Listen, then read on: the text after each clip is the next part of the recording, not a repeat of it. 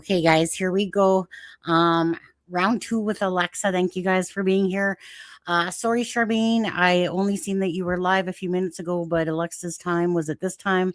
Um, but I usually don't look to see if people are going live at all. I just do my thing. But anyway, so I know that Charmaine's live as well right now. Anyways, thank you again for being here, Alexza. Appreciate it. Thank you for having me. Yeah, no. Thank you for joining. Everyone, for the most part that I saw, love that you were on last time. But again, we're just going to go over things again today with the case and Daniel's. Part of it will be Daniel's theory and what you think about it, your perspective. We'll go to the chat, see what questions you have for Alexza. But just keep in mind that what we all know about the case from the start. Alexza hasn't been there from the start. She knows parts of the case, but kind of like the basics of this scenario and stuff. So you guys can see, obviously, hello everyone. So Ben, thank you for gifting 10 memberships before the live money bags. Love my Ben. He's a great moderator. And Sharon as well. Sorry, Sharon. And the other ones are below. I'm just kidding. But Ben is always been the longest, we have to say, but they're all good. Say that again. They have been the longest with the channel. Ben, like I said, he never asked for the wrench. I made him have it one day. Was just so amazing. It always just, Sonny, here's a link for, and stuff like that. So anyways, it's nice to see Ben again in chat, but he gifted 10 memberships out. It's a crime and shame, gifted 5 out. So that just means you don't have to obviously deal with the slow mode. It, allows you to chat and then use the emoticons. So you can use the emoticons for Jack and Lily, the different ones. But thank you guys for being here. So please hit the like and the share, of course. Always for the murdered and the missing. And in this case, it's for Jack and Lily. And just keep it out in the algorithm, keep their story alive regardless. So that's what means the most. And thank you for paying it forward, Ben, because yes, it supports the channel, but it pays it forward to somebody else that you've gifted the membership to. So I love that. And then I want to thank YouTube sometimes because YouTube gives us 10 memberships a month to give out. And so I was like going, oh yeah, it's the 30th, man. All right, here's 5 out there. So anyways, welcome to somebody gets a membership, they like it, they stay, and they give, they keep it going. Well, so Alexza and I've told this on many lives lately because I've only come back really to not that I ever stopped thinking about Jack and Lily's case, but I took a break for over 2 months from it, and which was well needed. I didn't intend it. Yeah. I can't do something unless it's organic and feels genuine, right? And at that point, there was just nothing I really wanted to talk about. I know, yes, there's other channels that cover it, but I have to live my own life too and do what's best for me, right? Doesn't mean I forget about Jack and Lily. I just said it turned into over 2 months. And then after the 1-year anniversary hit on May 2nd of this year, I was on Charmaine's live. I didn't do it to this channel, but because that's obviously like a big hurdle. Now that's when the event or celebration event of Jack and Lily kind of happened. I was very disappointed with it as a whole. Appreciate all the work that went into it, but I was very disappointed that only a little girl that was 8 years old, Janice's daughter, came to the mic to speak up for Jack and Lily. It was the 1 year. So I was very disappointed not to see, even just to hear, thank you everyone for supporting Jack and Lily. And stuff like that. But anyways, bottom line is that it was what it was. Jack and Lily will definitely not be forgotten. And it's just a case in Canada here that's close to most people's hearts that, I have a lady that when I'm going to work and then I see her on the bench because she lives in the same complex. She literally says, oh, I'm so glad I seen you. How's Jack and Lily's case going? Because there's a lot of people over here that pay attention, that know about this case over here. And I'm on the West Coast. I'm on, the suburb of Langley, a suburb of Vancouver. And, Mhm. but yeah, and so she was just like, so I said to her, well, this is basically, there's been no updates really, but this is what's kind of happened so far. But it's just the fact that, like, she was eager to actually see me again so she could ask me about what was going on, but she'd already known about the case, and a lot of people do. Right across Canada and around the world and stuff like that. So it is very important that, just a reminder, of the missing and the murdered cases. And, but this case, Alexza, has obviously taking like the full tilt of a absurd case, of the rarity of two children going missing. Like, this case for Canada is huge. Mhm. Um, but even in the US, two kids, but Yeah. um, but anyways, Because one um, is a little bit easier, but two kids, it's harder to pull.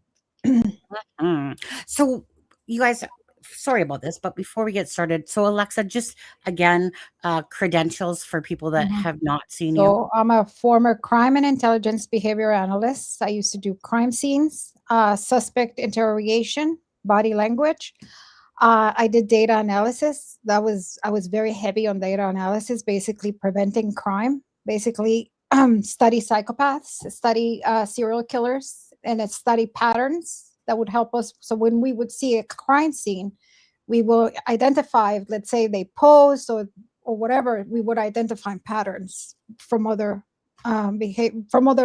suspects that we had, other crime, other oh god, what's the word?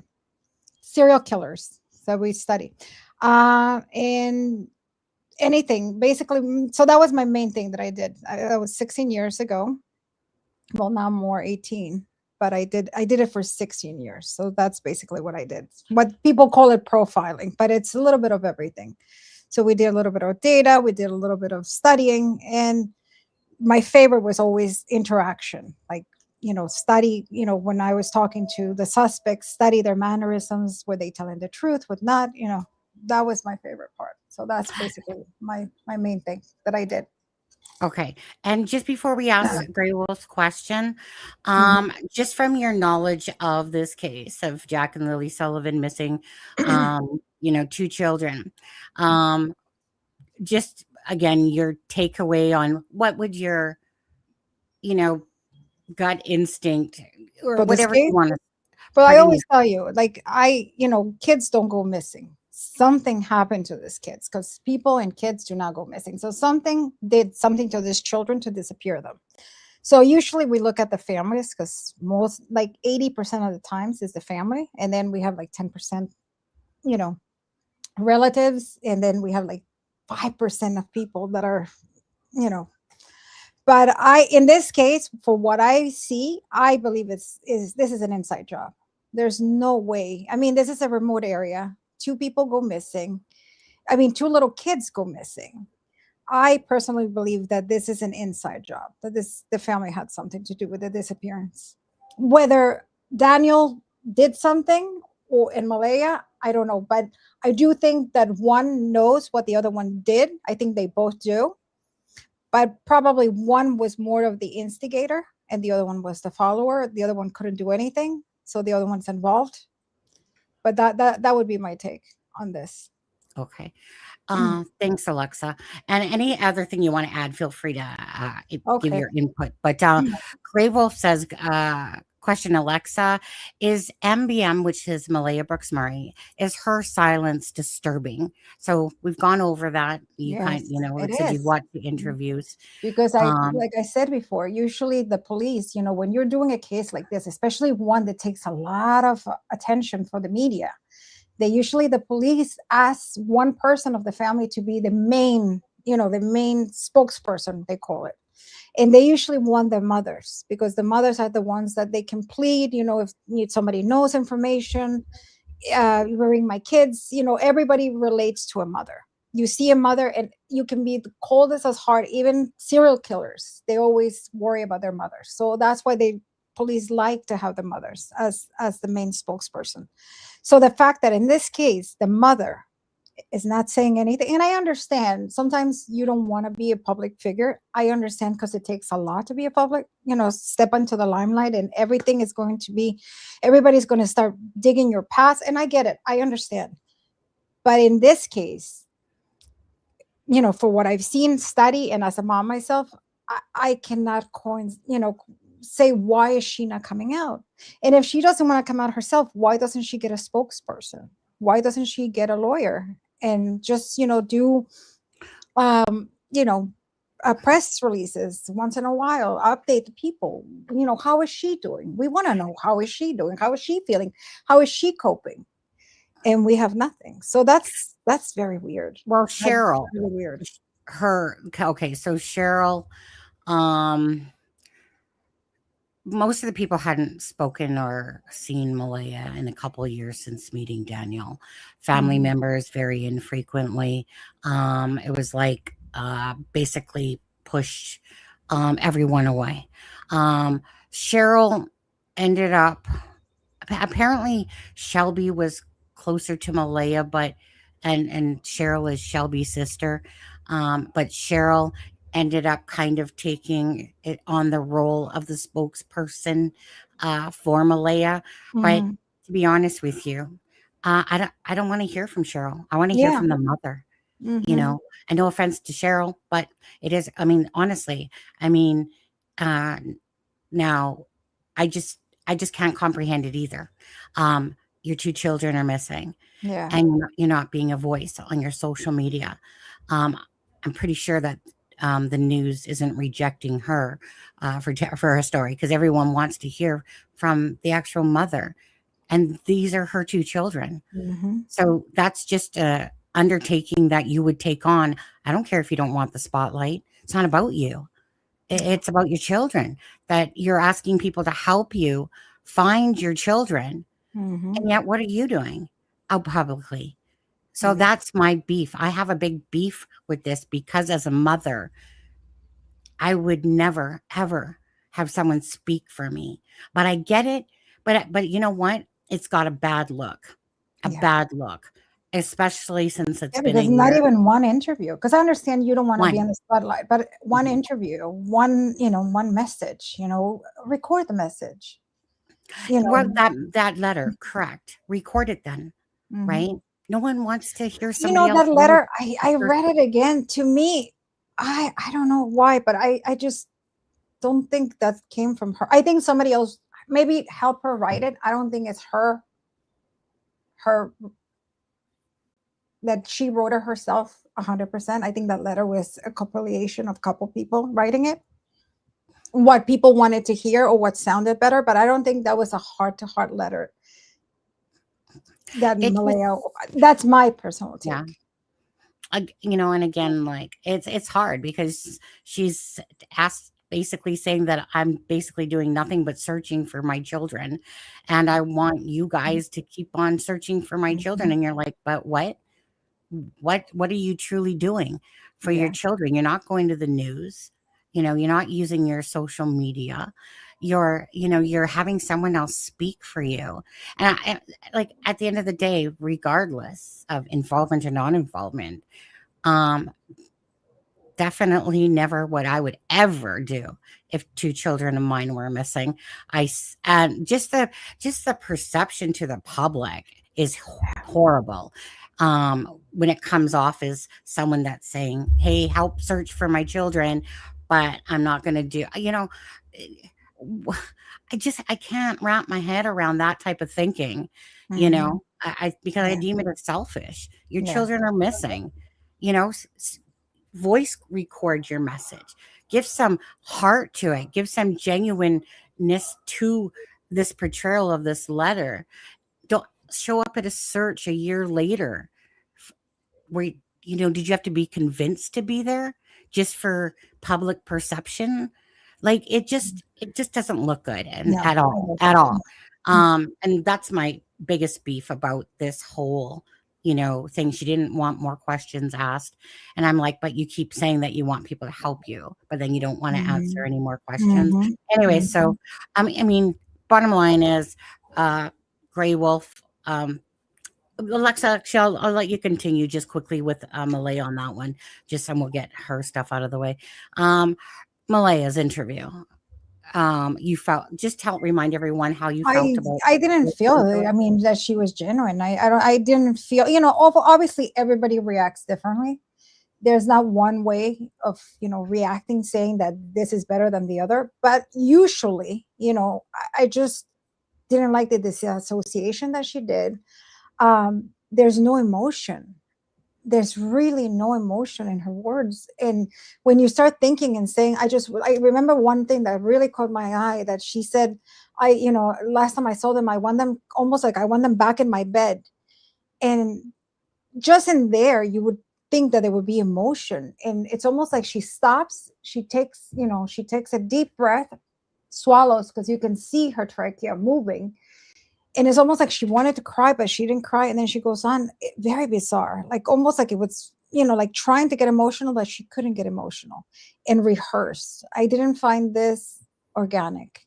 You can tell when something is organic, when you can feel it. And especially when a mom is pleading, you can feel it. And that's one of the things I was telling you. You don't have to even be a mother to feel that. And you go, wow, like sometimes you're weeping. And here you don't feel anything. So why? Well, exactly. And so Alexza watched it. I just wanted her perception of it. And then also like the things that, I honestly, it reminded me of Barry Morphew pleading for his wife. Yeah. And basically, as soon as I heard it, I was angry. As soon as I watched Malaya's so-called interview, I was angry. Because it just didn't come off as genuine. It came off as scripted. It came off that she was constantly saying about how the kids are talkative. They'll talk to anyone. They don't know stranger danger. Mm-hmm. Talk. Someone's going to take them, as if it was, planting a seed about how talkative they were to strangers. They'll talk to anyone. Mm-hmm. That's, like a narrative. It's almost like she's trying to sell a narrative that we inserting this piece of information so we can make it seem like it was an abduction.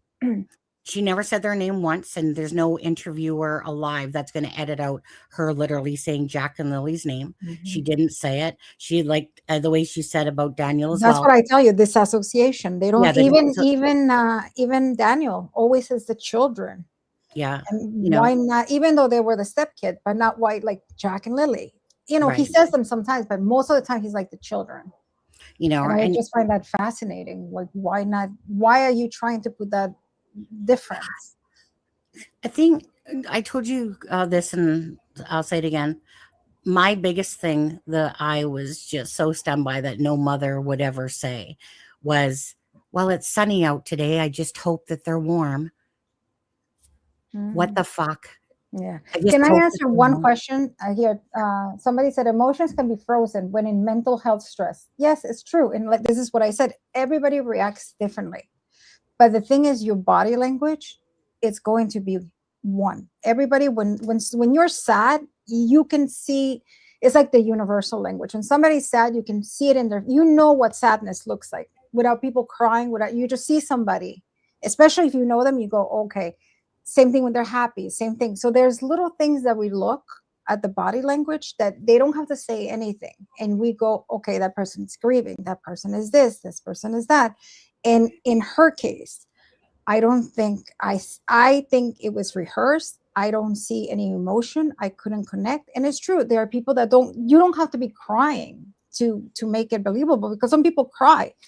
But the crying, we have 42 muscles in the face. And to cry, we need 11 to be crying, that we're really crying. When you fake cry, you cry with the glabella. Usually use your glabella and the frontalis, which are these muscles here. So it's inorganic. When somebody tries, that's when you see a little kid that they fake cry, and we all seen them, they go, that they even look at you to see if they're looking, and they're like, like that, because they fake it. And you cannot fake cry. And that's one of the things. That's why actors train so much their muscle faces. When you see those great Hollywood actors, because they really train their muscles. And that's what you said about Daniel, that he more did this uptick and had that look like, you guys looking at me? crying here. Yeah.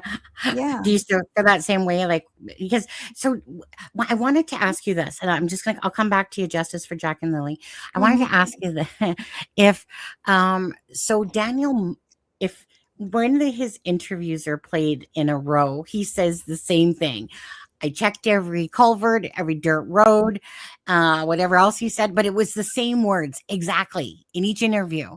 Does that sound scripted to you when Yeah. somebody uses the same words Yeah, each? because usually you don't, even when you introduce yourself, you're not going to use the same words over and over and over. Sometimes, you forget a word, or sometimes you get stuck and you change a word. But it So was to the me, that sounds rehearsed. Like when you say the exact same thing. checked every dirt road, I checked every culvert, Yeah.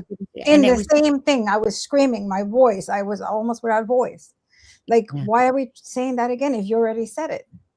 Well, So, exactly the same way.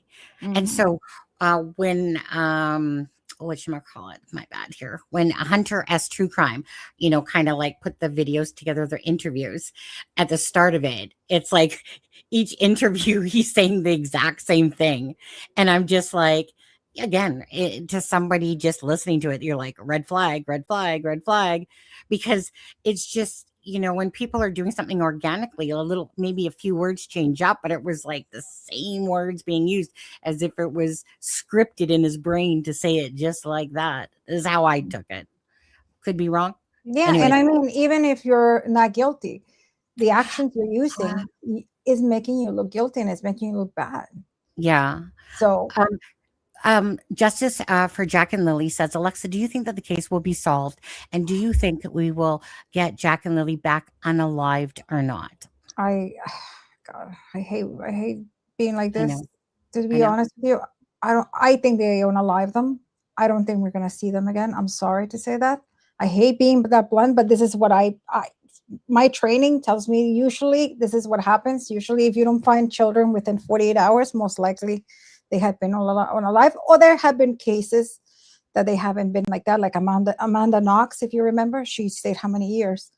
But in this case, I honestly don't think. I think this case reminds me so much of the Summer Wells case, Summer Wells and Sebastian unfortunately, Rogers. and the Sebastian Rogers, that Yeah. kids go missing in little towns, very little tracking, Well, and Summer Wells is the prime example of the homestead there on Gairloch Road. I mean, one house basically by itself, and all of a sudden they get home and she just disappears. disappears. And Just nobody ever disappears. seen her, and nothing, no tracking. And that one, we cannot say there was police negligence because they had everything and they couldn't find anything. I never understood those cases. I mean, I never did children, but I never understood how those cases, they become basically the perfect crime, that there's I know. nothing, they I don't leave know. any trace. And that bothers me because even the big serial killers, they always leave traces. They always do something wrong. Somebody sees them, or there's like a break, but in here nobody sees them. And Right. it's like, how is this possible? Well, that's just it. So, Summer Wells' case had the same elements as Jack and Lily's case. I'm talking about their wretched property. Sorry if I'm offending you, Janie, but I'm sorry, but that was like freaking a nightmare for any children to be living on. Yeah. And I know she gave up her property and she was okay living how she was living, but that was like a nightmare for children, like a death trap, I call it. Anyways, Mhm. so you got this property that's very run down, obviously. You got the say alcohol, the drugs, the same type of environment. Mhm. Not very well. The kids weren't say taken care of very well, and it was their lifestyle. Mhm. And yet Summer Wells disappears just miraculously. And to me, it's about the environment. And this is why I feel like that they've lacked that. That's why it's still in the missing persons, Mhm. because they just lack that evidence. And Because the they same have to. thing, and another thing that we have to say, sorry to interrupt you, is they had Okay. a case with pending with child services too. Very interesting. Same as this case. There was a child services See, case yes, I pending. mean, it just reeks of BS. Kind of like, with what's the parent's name again? Dawn Dawn and and Dawn, and what what was was her her name? name? Oh my Shit. God, I just thought about it. Oh my God, Dawn Anyway, and I know. Anyways, whatever. Candace, Candace. Oh yeah, and Dawn. like Yeah. and honestly, they took to social media events. It's like a circus, and inside of a circus, that's kind of how this case has gone. A What I circus, cannot wait in that case, particularly, is when the oldest son turns 18. right? Hopefully he will speak and he would say things that Yeah. that can be helpful, because obviously they were underage, they couldn't speak. But I'm waiting for him to turn 18 soon. I think one more year, or this year, I think. Um. What do you? Well, actually, we're not going to get. What I'm going to say about this is that Charmaine said that Cheryl had sent out fake cease and desist letters that had so much grammatical error in them, and stuff like that. And I'm just going to say this. This is my own personal thoughts. If you need to stoop to levels of making up fake cease and desist, you should be charged for that shit. I'm sorry, but this case is sad enough without having to deal with bullshit made up crops, fake cease and desist orders and shit like that. In putting yourself into a case where you're trying to change a narrative, and stuff like that. It's just pathetic and it's sad, and it takes away from Jack and Lily. And this is who it's about, with all the freaking bullshit that goes on behind the scenes. My focus is about Jack and Lily. There's a bunch of side shit to the side that I really don't care about it, meaning my perception. And until something happens, my perception's not going to change. Why? Because I'm using their own words that they gave, not because of Darren, not because of Anita, not because of Haley, not because of any other person that spoke, Cheryl, whatever. It's because of what has been portrayed to the public and their own words and their own timeline. So this side crap about fake cease and desist letters, again, I wasn't part of it. I just heard about it. So if it's true, be ashamed, because this is about Jack and Lily, and it's not about, sitting there going, oh, well, I'm going to try to shut this person down because they're saying this and I don't like this. And fuck off about that shit. Like, it's about Jack and Lily. Make it about Jack and Lily, and not about, like, people are going to say shit. Okay. They simply are. YouTubers are going to handle cases whichever way that they deem that they want to have it. As long as they're getting the word out, and they're getting the help people, that's all it should matter. Yeah, like, I honestly do not care. If you're a Malaya lover, love Malaya. If you're a Malaya hater, hate Malaya. Daniel lover, love Daniel, whatever. I don't care, right? I don't care, as long as people are focusing on answers from Jack and Lily. That's what I care about. So all this other nonsense. But the thing is that so many people are inserting themselves, and you don't know what's true anymore and what's not true. Anyways, okay. So this is Belinda down here. That's the paternal grandmother, biological grandmother of Jack and Lily. Hi, Belinda. Love you. A mother owes her children a voice.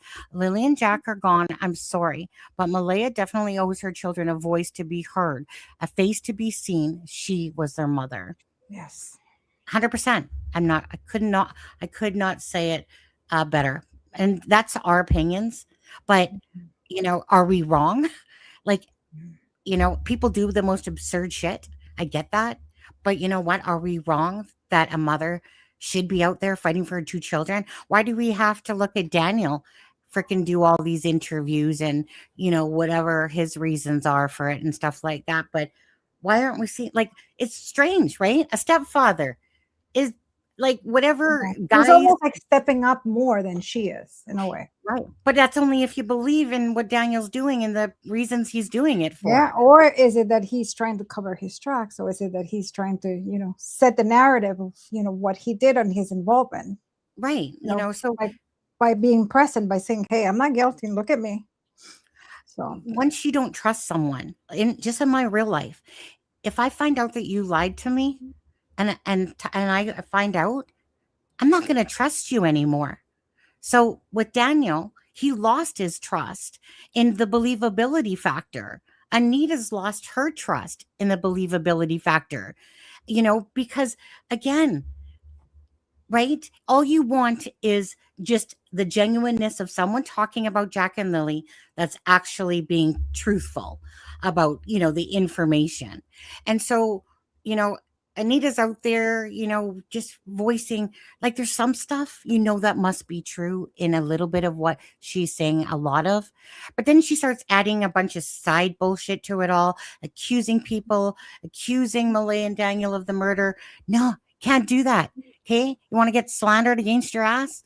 You have to talk about it as in a theory or in my opinion. But she's out there blasting Chance. She's out there blasting freaking, what's his name? Jordan and everybody. Like, she doesn't have no fucking shut up filter on her mouth. But anyways, so then you start going, lady, like, you now sound like you're over the top crazy. So what are we supposed to believe now? And then it becomes hard because all you want is those true little details, and I get it, right? The public, we just want to understand a timeline that's truthful, so we ask questions and ask questions and ask questions, right? And then it's like, again, then there's so much bullshit into it. So let me ask you your take on this, Alexza.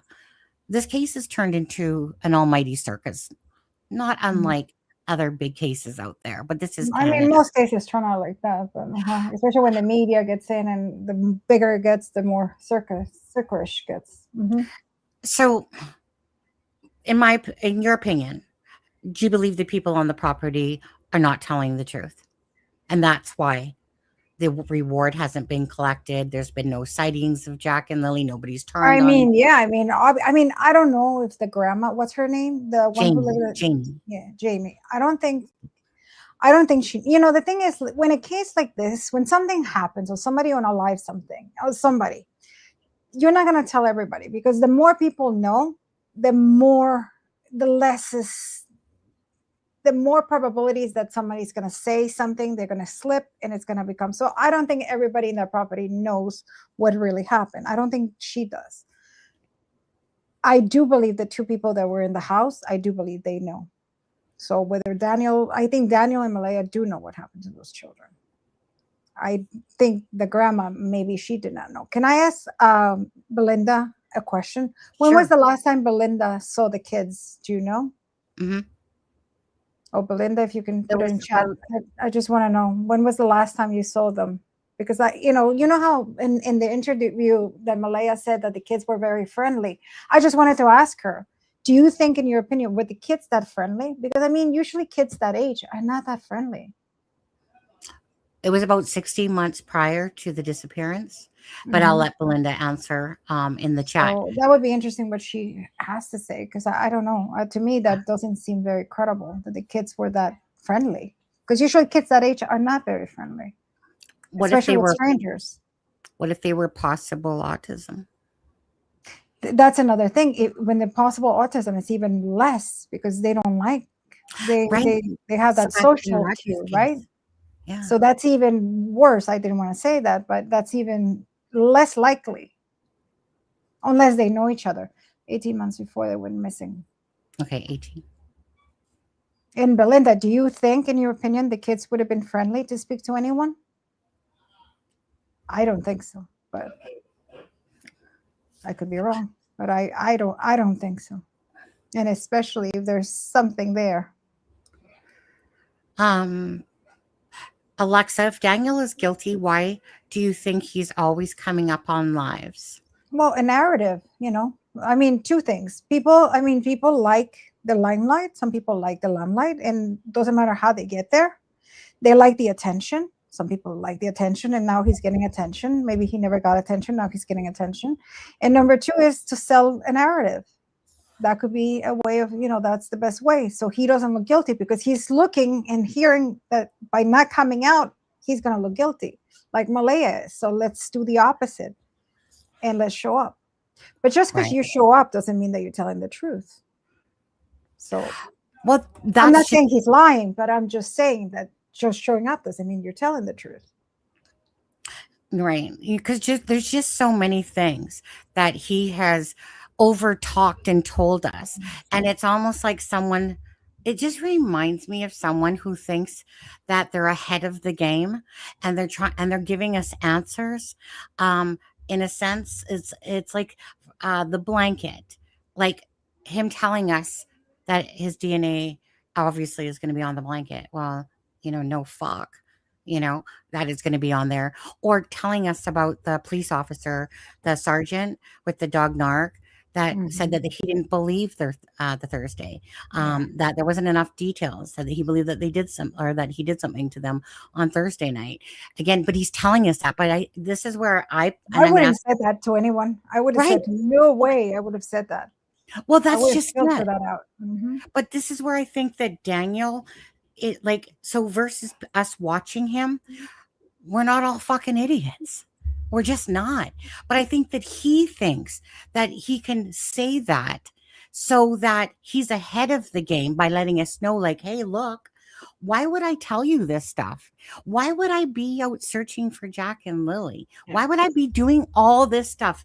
Right. And Daniel has come across like, Malaya, no, no, no, no, no, bad, mama, but it's definitely like somebody that's always projecting their reputation, their image about this case to basically like, would anyone really do what I did and have something to do with Jack and Lily missing? Like, are you people? Do you not people not understand? But that's where I feel like he's misguided in thinking that him telling us this information is a smart thing to do. It definitely is not. It actually makes us look at you more. That if someone's saying that to you, but that's why I think that Daniel's in denial of maybe what he perceives and what we're perceiving it as. That he thinks that he's getting ahead of the information. And that's how I felt about Janie as well, her interview. It wasn't necessarily about Jack and Lily. It was about managing their own reputations, about the accusations of, involvement of Jack and Lily versus truly about the case. Did Belinda answer you again? Yeah, she did. She did. What She she said said? that they it wasn't easy for them to be that friendly, that it would take a while to. Yeah. Mhm. Lily and Jack were very much mama's babies, and it would take a bit for them to warm up to us. And that's them, that they knew that it was family. That's grandma, basically. So Mhm. that's what I thought, especially kids at that age. They're not that friendly with strangers. Okay. About a half an hour for Jack and Lily was only starting to when they moved. Thank you, Linda. Okay, let me play Daniel's theory. Okay, Oh, that that one I haven't seen. no, but so that's what I talked about yesterday on the live. Mhm. Because, well, I'm just gonna let you listen and then your intake on Okay. your thoughts on it. Okay, and this is Okay. gonna come from Charmaine's channel here. So bear with me here, but I got it on the right spot. And here we go. Make it bigger. All right. Where's the play button? Oh, there you wait. What's with the lag? What is with the lag? What's going on? What the heck? Wait, there I we go. believe it is criminal 100% at this point. And I believe that it was either, I believe it was professionals at this point or somebody with the knowledge to commit a crime that's done this stuff before, and they got away with it for now. But eventually they will get caught, and I hope they do. But it's where I come from. This standpoint is there must have been some person or some organization of some kind of um, human traffickers that knew me and Malaya's routine. They stalked us. They knew everything we do, and the kids were home from school. They somehow knew that, and then they took the kids, and then they must have had an individual or a group of individuals plant the blanket up there at the perfect time. Because Charmaine, you know how much balls it would take in a missing person's, with 2 missing children missing, and then plant a blanket up the road. The person must have had some serious balls to undertake that when there's helicopters in the air, drones, and hundreds of searchers and law enforcement and my family driving around and, neighbors that help search. That must have been, that was a really ballsy move to plant the blanket and, get it from the property and plant it up there at the perfect time, and then you can get away with it. It leaves, this crazy conspiracy type ordeal. But like at this point, I believe, if Malay and her family aren't behind it, then that's the only other logical, theory to come up with, or something that I can run by you.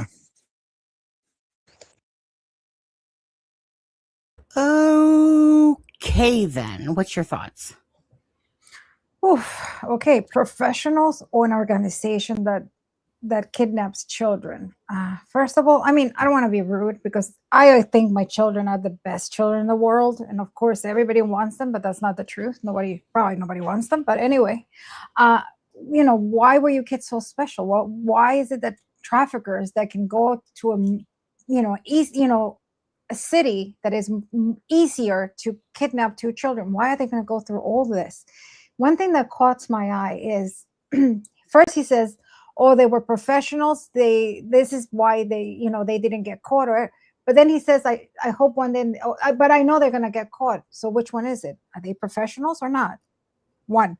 Number 2, the blanket was planted. How does he know the blanket was planted? Because we don't know. What about Lily had her blanket, and when they were going to the woods, it fell? How do we know that was planted? He said that the RCMP told him. Okay. But still, you don't know. Well, I just want to know if Haley has 1 set of balls or 2, because he was blaming Haley for planting the blanket. I do believe that the blanket was a distraction. I think that it's to be like, okay, look at here and don't look at here. I think that's what the blanket means. But one of the things that really catches my eye is, but even if the police tells you, you don't know if that's true. What about if Lily had it, and when they were cutting through the woods, it fell? Into a tree? If it's the abduction theory, because according to the police, to the police in Canada, they don't believe it's an abduction case. No. So, but according to them, it is an abduction case. So that's the one thing that I don't, the planting the blanket, and the way he says it over and over and over and over, it's a fact. And you cannot say that as a fact, because you don't know. The police can tell you. And remember, we went through when we did the Richard Allen case, that, staging versus planting. And we, remember we went through all that. So I but I honestly don't think, obviously he has to say that, because what else can he say? What is the most logical thing to say that 2 kids went missing, that you don't want to look guilty? It's say, hey, somebody came into my house and they took them. No, they didn't stalk you. And first of all, how do they know that day they were not going to go to school? If they went the day before to school, no, that doesn't sound. Not the day before, but the day, but 2 days. You know what I mean? Yeah, and that's just it. I personally was like, after I listened to him say that, I'm like, you fucking serious? Like, okay, like, I'm gonna think about what you just said, but that's one of the most ridiculous things in this case. I don't know which is worse, Darren's, that they're on the more people. The more people that are, the more traces it would be. It's Alexza, bottom line is, okay, so he deflected over to Malaya's family, and right, we don't know what truly happened with Jack and Lily on the property on the Thursday into the Friday, and stuff like that. But he directed everything towards Haley all the time. And now it's like, well, I mean, I guess that line of thinking, now that I've had time to think about it, well, let me just think up of this wacky doodle theory that somehow these stalker, okay, first of all, there was no scent found of the children at all of leaving that The property. house. There's a reason why they told Janie that they didn't believe her freaking story, because obviously they left themselves, including Malaya, they left themselves with a 20-minute type of time window for these kids to manage, that these freaking traffickers managed to come onto the property, managed to know that they were going to be sick that day because they had been stalking the home of this random home on Gairloch Road, that they were just, like freaking just sitting there for days on end. Probably, how would a vehicle not be seen if they were stalking the home prior to this? Because that's what that would interpret. And then not only that, but when he says that, you know what? He first said that Haley planted the blanket, punched a hole through the garbage bag. And then while the search teams were there in the RCMP, now he's saying, though, and that this person, that these professionals, that they had the balls during the middle of drones out there and helicopters and searchers, that they had the balls to punch a hole into that bag to misdirect. Do you honestly think that How professionals would they even know that the blanket was why there would too? they even add that? Professionals are going to go, you know what? Let's just go down the road. Wouldn't they plant take a a shoe? I mean, tree. if it's a professional, they would take something that they would wear, the kids would be wearing, right? Yeah. Because that's what they do. Yeah. I mean, I'm glad that Daniel said it. Like, I mean, I got no problem when any family members are speaking, because at the end of the day, it's their own words, right? So there's no takebacks when you are, especially from Daniel or Malaya, right? Now, obviously, Malaya's not been doing the talking, but Daniel has done, enough of it. But he put himself in this position of inconsistencies, what I deem as lies outright, like his drug use and stuff like that. So many inconsistencies. But then, like, to hear this, I'm like, come on now, Daniel, who's deflecting here? You're literally pointing fingers at everybody but yourself. And that's what someone would do.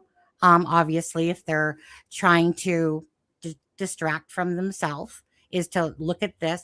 But that has got to be one of the most ludicrous things to think that that was even plausible, that they knew that the children and stalked the home, and they were professionals, and these professionals planted a blanket, that they would have absolutely no reason to do so, right? But I mean, this would sound okay if they were like the kids of like Jeff Bezos or somebody big like that, Oh. but average person like you and me, no. Now, okay. Oh, and let's see here. And again, if you guys have a question for Alexza, just ask it in chat, and then I'll put it up. Autism says, I think Malaya gave them something because they were hyper that evening, and Daniel disposed of them. That's why they're not talking. They're both involved. Now, Okay. so I still want to preface this. Malaya is telling the same story as what she said in that interview, basically, right? In that one interview that she heard, or sorry. Not only did she hear the kids in the bedroom, but Daniel says that Lily came in multiple times. Malaya says in the documents, Lily came in at 8:20, so approximate. But Malaya tries calling her mom.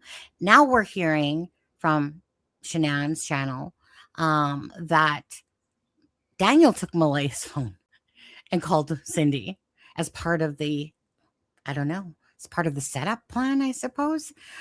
Anyways, but Janie puts the kids after 9:00 being on the, so they tied themselves to this narrative regardless. But yet there was no scent of any of Jack and Lily. They would have had a fresh scent if those children wandered off that property. Right? Okay. Obviously, again, and that's obviously probably the reason why they told Janie, I don't believe you. I don't believe, that's why probably why they said it to Daniel. I don't believe you. Why? because it would be so ridiculous for the RCMP to believe that in this 20-minute window, these children that had no scent from the dogs, the scent dogs at all, because probably it was something that was Thursday more so than the actual day. Perhaps planning throughout the night. You know, I don't believe for 1 second that Daniel doesn't know how to drive a stick shift, the fifth gear. I don't believe that for 1 second. I'm sorry. But that's just my opinion. But the thing is that they're fuzzy. Like I should say he's fuzzy, right? Because he's the one that's saying, well, I went in after the fence on Thursday and I went inside and I don't remember if the kids were awake or not. And Malaya was sleeping. But yet you went in at 12 o'clock to check on the kids and obviously they're sleeping. So but did he see the kids or did he just peek, you know, to make sure that they were there? Like, what's the point of going and checking? I don't understand. Did he do that often or is that something? Well, he claims he did, but I can't. But did he go physically and see that the two That's little what he bodies said. were? He turned on the light because I asked him that specifically because he kept saying that the covers were over the kids. And so I said, okay, so was that literally over top of their heads, both of them, or could you see, you know, their heads? And that's when he said you could see them. And apparently the other day he said that this was something typically did.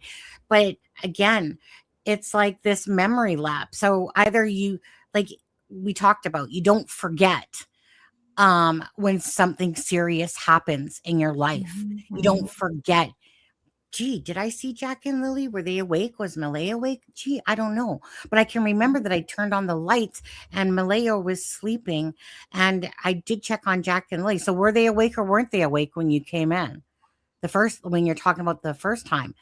And all I see is someone, myself, that's taken the situation and as the months have gone by, that he's been asserting information into the holes of the gaps of a story. You know, Malaya somehow now left her laundry this is how I'm seeing it. And like, again, Daniel, it's the perception that you've put out there, right? And I'm just seeing what I'm seeing. And I'm seeing someone said that they had all Malaya's clothes and then they're months later saying, well, you know what? I think Malaya was planning to leave me, obviously, because now that I have hindsight, I know that Malaya left clothes at Patty's house. So, you know, and he just keeps directing over to her. No, I think she left because of this. I think they thought it was maybe going to be different, you know, without the kids. And now the realization of what happened, you know, that they can't be together kind of thing because of what happened. But well, this is the part that I get confused by, because in my opinion, I believe that the people on the property know the answers. I think that Janie is, I think more that Janie is altering the information to protect her son about hearing the kids, because you know, I personally myself at this point feel that their environment was that the money was taken away from the government for the child tax credits, that drugs were being used. Definitely. I believe in that. I believe that that the children were not being taken care of, that they were more a thorn in the ass of their relationship to Daniel, that they were probably hyper, you know, because again, they're getting older, right? Since they were not taken care. They you know, maybe they had special needs that they needed to have, and the kids were not given those special needs, and they didn't care. What do you think of the possibility that because of everything leading up to it, that, you know, that perhaps it was planned and it was basically to eliminate them because they were just especially with the money. I mean, that's a big thing, because before it's okay, these two things are producing money, so it's okay, we keep them. But now these two entities are here and I hate to speak like that, but they're just taking time, space, and they're pain in the butt. And I don't want them here. What do you do? Well, that's just it. I'm just trying to wrap my head. So what I'm always trying to wrap my head around is if my theory is correct and that the people on the property absolutely have the involvement, because it's, again, statistically, it is the largest scenario that makes sense, that it goes by the data, let alone the inconsistencies and the lies. So meaning the actions that we saw from Malaya and Daniel are suspicious to anyone following this case. They're not normal. When you're telling the truth, when you're following cases, you feel the vibe of the case, and when they're speaking, and when you see inconsistencies or hiding and not speaking out for your children, again, the perception is exactly, to me, what is why the reward was not collected, why nobody's spoke out and said, yeah, you know what, Jack and Lily are over here, got them down in the basement, just hiding them for a while. Bullshit. To me, the reason why there's no answers myself is because they just lack the evidence to prove it. But the middle part is where the part that always bugs me is, if I feel like Daniel was the contributor, he made that statement to the Globe and Mail, Lindsay, about that she's trying to blame me for everything so she doesn't get in trouble. That equates to, well, I did something, but she's trying to not take any blame for it, but she knows that she did something as well, or was part of this all, and then, like, that sentence, and that was so raw and right at the start of the case. What do you think? Like I said, I'm trying to understand if the theory is correct, what role Malaya would have played in this, because obviously it had to be a big one, because those are your kids. Somebody can come up to me and say, hey, maybe let's get rid of your kids, but I would be like, hell no. And also, as a mom, you go and you say, is this really, like, even if I didn't want them, because I know not everybody's meant to be a mother, I understand that. But if you really are burdened and you really don't want to have these kids, there's so many other solutions that you can just say, hey, what about giving the kids away? There's many associations, there are many places where you can give the kids, no questions asked, and they can be adopted. How many people are dying to have kids? Yeah, and they would be willing to adopt them in 2 seconds. So we know these cases, though, Alexza. We know these cases that could be the case in so many of the cases of the murdered children where their parents take their lives. This, to me, it's almost like the mom has to be a big role, because the mother doesn't want to take care of it. The mother, it's a big burden. And I think if they were really in the spectrum, I think that adds a layer of complexity of more work. Because now you're not only dealing with 2 kids, you're dealing with 2 kids that are going to need special things that are more expensive, and now they're not getting money. That's a big thing. I think, to me, that's that child tax being taken away. I think that's a big red flag. That is more than just there.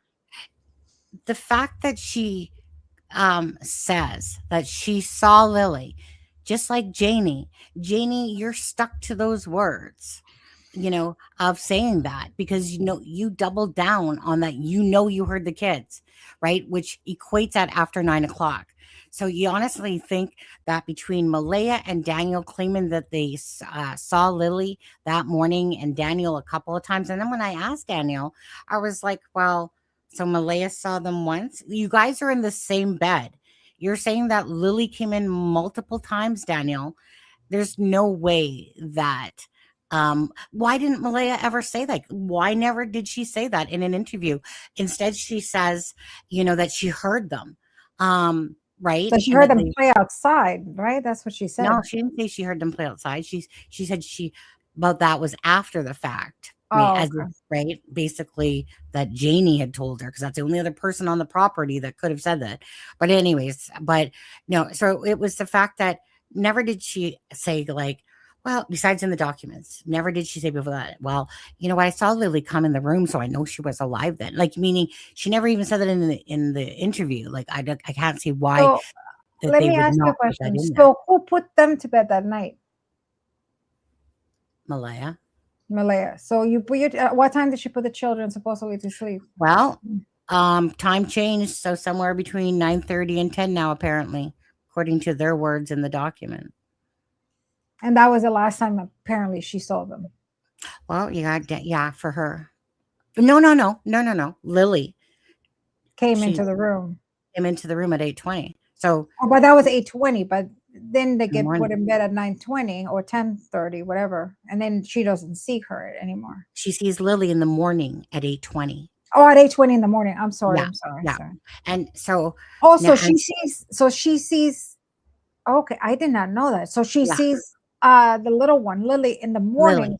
before she disappears on Friday. That's what they're saying. So how come she doesn't remember what she was wearing?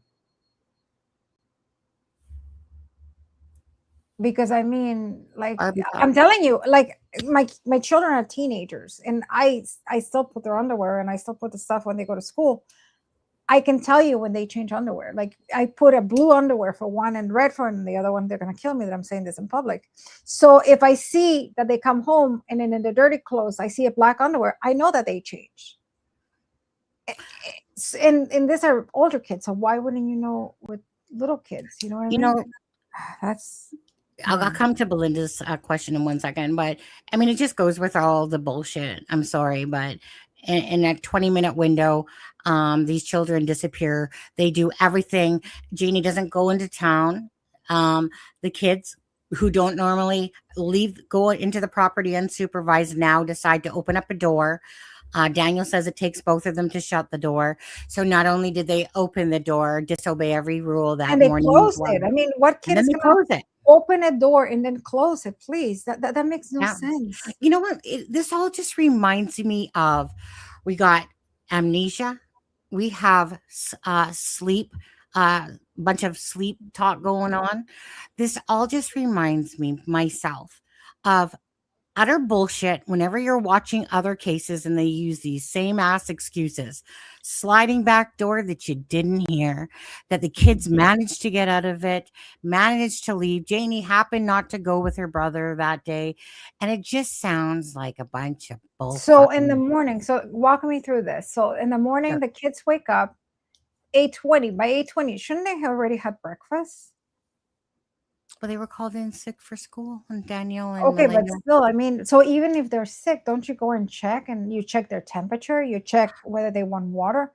Well, you would think, because Malaya's up making a phone call to her mom, but apparently Daniel's the one that made that, according to the Malaya's side of the Well, the fence. kids don't go to school because they're sick, and then they go outside and then they play and then they Only disappear. one. Jack wasn't actually sick. Okay, yeah, but by association, one doesn't go. Right. So this one's okay. Right. Then And that is, you know, that is makes no. I mean, like, just there.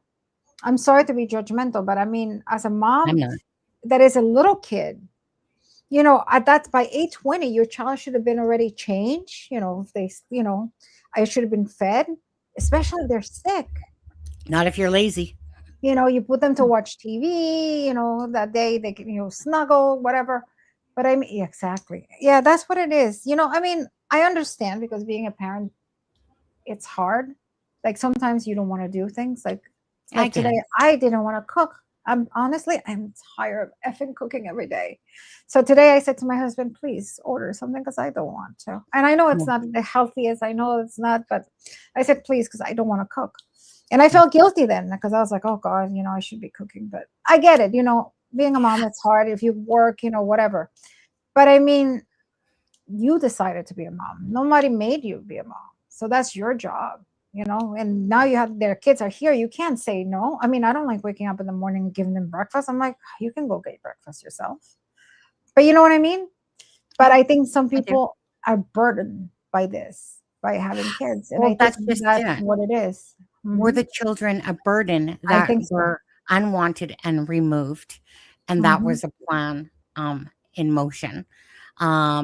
right? Because I think that the Belinda or the Malaya that Belinda knew is definitely not the Malaya in future. And Um, when you say, I know that there's a lot of talk about drug use. Did she also use?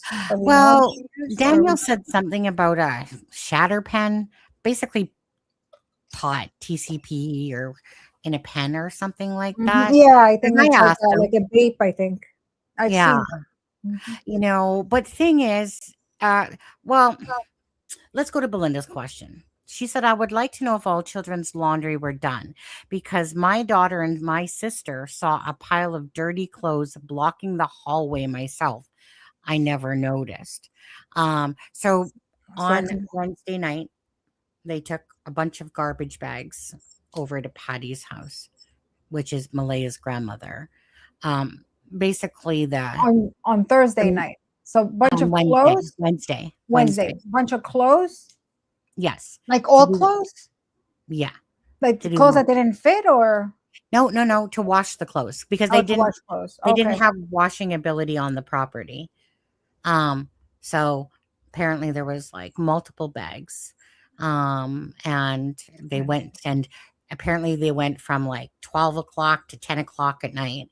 And during that time, Malaya had gone to a vape store for Daniel, gone and basically, so Grandma Patty is Malaya's cash pig type of thing, cash cow. Malaya wants, Malaya seems to get. And that probably falls into why she doesn't know how to take care of herself by herself, and that she's always involved in these relationships where she, needs. Yeah, she ends up in these volatile relationships. Malaya comes off as her age doesn't match her intellect. I think she's very naive. I think that she's used to being taken care of. And Grandma Patty is basically the cash cow for Malaya. Do And we so know if she has like, is she in the spectrum or something too? Could it be that? Malaya, Hmm. um, Or we don't know. don't know, depression. Um, again, it's just speculation. Um, just based on her words, Yeah. how she's acted, it comes off as very childish, like someone that's an How old adult. is Molly again? I'm sorry. What is she 27? now? 28 now, Yeah, perhaps the 27, something 20. like that. Okay. But Late she 20s. just comes off as somebody that's always had stuff handed to her, and she doesn't know how to. Like she worked one job for a little bit, but she's just comes off like somebody that's just always needs, you know, gets her needs met off of whether it's money or what Daniel, or the father of the children of Jack, that's just how it comes across. Just that age versus intellect. Sorry, let me just get my pillow from my back. I'm sorry. Keep talking. Sorry. Yeah, no, go ahead. Oh, Okay. And thanks, Belinda. All these little things. Is it a lengthy interview between Susan and Darren? Oh, yeah. I think I listened to that back in months ago. Child tax was being garnished, no work, right? feels Right. bad. So, right, and for me, right, I'm always just kind of going like, okay, like, what role, Malaya? Because you literally put the children at 8:20, or at least one of them. Daniel puts both of them, seeing one, hearing the other in the kitchen, right? Janie fucks up the entire timeline, at least in my opinion. And she says that she heard the kids after her phone call with her brother at 8:48. And again, there's no sign of any scent from Jack and Lily. Daniel originally says, remember we were talking about the boot print in the property? Daniel originally says that there's 2 boot prints. And then he changes that story because, I don't know, because his mom said 1 boot print. Then it became 1 boot print, about What did the that. police say? Did the police or any documents say how many footprints? No. Did the police ever say anything about the prints or no? Well, maybe to them, or But maybe not to the between public. themselves. In any Right. papers, nothing. There's But nothing. But so this is the thing, it's like people like it's just like listening to this. What it comes across to me, just to me, okay, is that it was and something happened to Jack and Lily Thursday night at some point. The rest of the night is basically a cover-up plan of what happened. And the 10:01 is the setup for, okay, now it's time. Now we've planted a blanket. Now we've done this and done, type of thing. And that's why there's no fucking scent trail to me in the morning. Because if there was a scent trail, those dogs would have smelt Jack and Lily somewhere. They would have smelt their fresh scent, but there wasn't. And yet there's a boot print on the ground. So in a 20-minute to say 30-minute tops window, you think that someone came on that property and miraculously got away with not only taking the children, but putting a fucking blanket in a tree? You think that the police officers are that fucking stupid? They act sometimes. I don't Seriously? know how they act stupid, but they're And definitely not stupid. They know. Hence why they don't believe Janie's timeline in the morning, and they tell her this. They don't believe Daniel on Thursday, and that's why he said that. That's how I see it. Okay? Because again, you're just trying to read between the BS and the truth and trying to figure out, because they're certainly not telling And to be honest, I mean, it could be that Jamie, the brain, we have very primitive brains. Our brains, this is why when you call somebody to come and they swear they saw a black car and they said, yeah, I saw the suspect drive in a black car. And then you see that the car is white and you go like, what? No, I remember it was black, because our brains are very, very primitive. So we have really back retention. Our brains are not meant to retain information unless that information is needed, but we don't know at the time what's needed or not. So I think in her case, I think she thinks she heard the kids, but I don't think she heard the kids. I think it's a narrative that either she made up, or give her the benefit of the doubt, could be that she's sure that she heard them, but she never heard them. Her brain is saying that she heard them, but she really never heard them. Well, there's a little bit more to that story, to be honest with you. A little bit more to that. She's specifically saying that she did hear them? Yep. For the narrative? Yeah. I think that I just think that there's more to that story about the hushing of the kids, that Malaya was out. Janie has said a couple things and then retracted them and acted like she didn't say them. And I'm sorry. Why was it one thing that she said and then retracted? Okay. So Darren Geddes at one point was speaking out kind of for, because Janie wasn't talking. Daniel was, but Janie wasn't. And so Darren Geddes was kind of speaking out. But so first, talking to Belinda, right? She clearly said that it was potholes. Belinda, what was it? I feel like I'm forgetting one of the things. But she clearly said it was potholes. And then she denies that she said it was potholes. But Belinda, what was the second thing? If you see her say it in chat, remind me, because I know there was something else.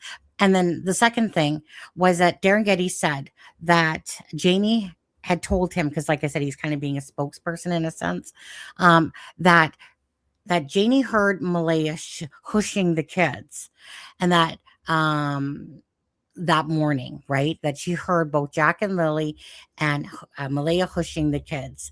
And so then there was a little bit more to that as well, but shit, my memory is going on me, man. But anyways, but then she's like, I didn't say that. Who am I going to believe? Am I going to believe Belinda, the biological grandmother, when she literally had a conversation with Janie on the phone after a particular live? You think I'm going to believe someone on the property that's telling me the truth, or someone that has no stake in the game, the grandmother that is literally speaking to Janie on the phone? And then Janie's going to claim she didn't say that. What else? She said something else. Did she answer? Stickler. But anyways, so it's kind of like, I'm just trying to see if Belinda did answer. Sorry, guys. She was filling potholes and she heard the shushing sound. Okay, so that's what Darren had also said, right? And then says, I did not say that to Belinda. Did I sound like Jenny there? I did not say that to Belinda. That is absolutely a lie. Blah, Right? blah, blah, Yeah. blah. Like, why would she make it up? I mean, Why would I don't Belinda know. make that up? She's literally talking to Janie on the phone. Darren Geddes. Doesn't make sense why Darren Geddes would make that shit up and add something totally out of the blue. Do you know what I mean? Yeah. Like, who would embellish that? Who would even think to embellish and add that to a I storyline? think she said it because it happened, and then she realized that by saying that, it looks bad that she heard Malaya shushing the kids. Yeah. So I think that's why she retracted it. And you guys, if you guys have questions for Alexa's here for another 40 minutes, if you guys have any questions for Alexa, I put them on. honestly think that that's probably what it is. That. Go ahead. Sorry. No, but I mean that. I mean, I've been trying to think over and over. I mean, the fact that she doesn't even know what the kid was wearing, what the kids were wearing. Like, I think the kids went to bed with wearing the clothes from the night before. They were. Absolutely. Okay. So, well, that's beyond, that makes me so upset. So how Like, would as a you not mom. know what they were wearing? But then she found the shirt. Didn't she find the shirt That was that Daniel. she was wearing? That was Daniel. Okay. Yeah. But they said that they were wearing, I think she was wearing a pink shirt, I think. Well, Malaya did say to Belinda what Lily was wearing. And then for Jack, she just said dark clothes. You know, but I recall Daniel recently, and correct me if I'm wrong, guys, but I felt like he slipped up a bit because it's like he said when he was like went to the door, like the boots were there. And then all of a sudden, it's kind of like same thing that he did though with Janie. He puts her outside as at a point, then he puts her back inside, right? When he's talking about something about the dog. It was on Charmaine's live, and I was like, dude, you literally just slipped up as you were saying what you just said. But I have to go back and listen to it because I don't really like to say it without, properly hearing it again. But I just remember him going, well, so Alexza, let me ask you this, because this was, I thought, really ridiculous too. The kids are missing. According to Daniel, him and Malaya come outside. He starts looking for them. Malaya's just standing there like a tuffet, sitting on her muffet type of thing. Don't you think, so I asked this question, don't you think the most logical thing to do would go and talk to your mom and see if the children are in the trailer? Yeah, of course. Because I mean, if they're not in my house, you would think, oh, they're with grandma, right? That's the first thing that would come to mind. But then this answer came up when he answered it. It just didn't make sense. Something about, that's when he said my mom was out with the dog. And wait, what? What do you mean your mom was out with the dog? She wasn't out with the dog at that point. Jenny already, your mom said she didn't come out till 10 minutes after you yelling for Jack and Lily. Mm-hmm. So what do you mean? Right? So it's like he got confused, or he slipped up is how I took it. I was like, now you've placed your mom outside, because I specifically asked that question. So what does that say to you yourself when they come outside, right? And we're just going with the narrative of if this is truthful. Mm-hmm. Not that it is, but if it. Well, the timeline shouldn't change. I mean, if you're being truthful, it's like asking you, what time were you born? I mean, I was born at 7:20. So anytime you ask me, I was born on a Friday at 7:20. So that shouldn't change because it's a fact. But when something is not a fact, it flip-flops. So now if I'm lying to you and I don't want to tell you what time really I was set, one day I would tell you I was born at 6:20, the other day at 7:20, 8:20, 5:20, 6:20. You know what I mean? Because it's not a fact. So facts do not change. Every time you ask someone a fact, it should remain the same. Maybe the delivery, the way it's delivered is differently. Yeah. Obviously, that's I got no problem, but it should be the same answer. This and this and that. By them changing those details, it tells me that it wasn't true, because they're forgetting the things, or they're trying to add things to make the narrative look a little bit better. That's how I saw it. I mean, I was like, any reasonable person, right? If you don't see the children out back, you're going to be like, mom, are the kids in there? That's the first thing. Yeah. That's the first thing you'd be doing is, are the kids in there? I would even go as far as my neighbors. Like, if I don't find my kids and I live in a property like that, I would be first my mom because she's right there. And then you would go to the neighbors and be like, maybe they wander off and they went to the neighbors. But the fact that they go straight into the police, that's a big red flag too. Like, why would you say that they're missing without even looking? Yeah. So Now, Rogue or Rogue, however you pronounce your name there. What are you referring to about Daniel trashing his car? I'm not sure, Alexa. We'll wait to see what he says, but okay. I think he's referring to the. I think he's might be referring to the fact that Daniel said that he, like months later, like 5 or 6 months later, that he had his vehicle towed and put it to basically Okay. the garbage We'll like wait for the answer. incinerator, crusher, Mhm. or whatever. Is that what you're talking about, Rogeezy? Also, he Rogaine? got rid of his car. Hmm. But months later. Yeah. And did I mean, police take the car or no?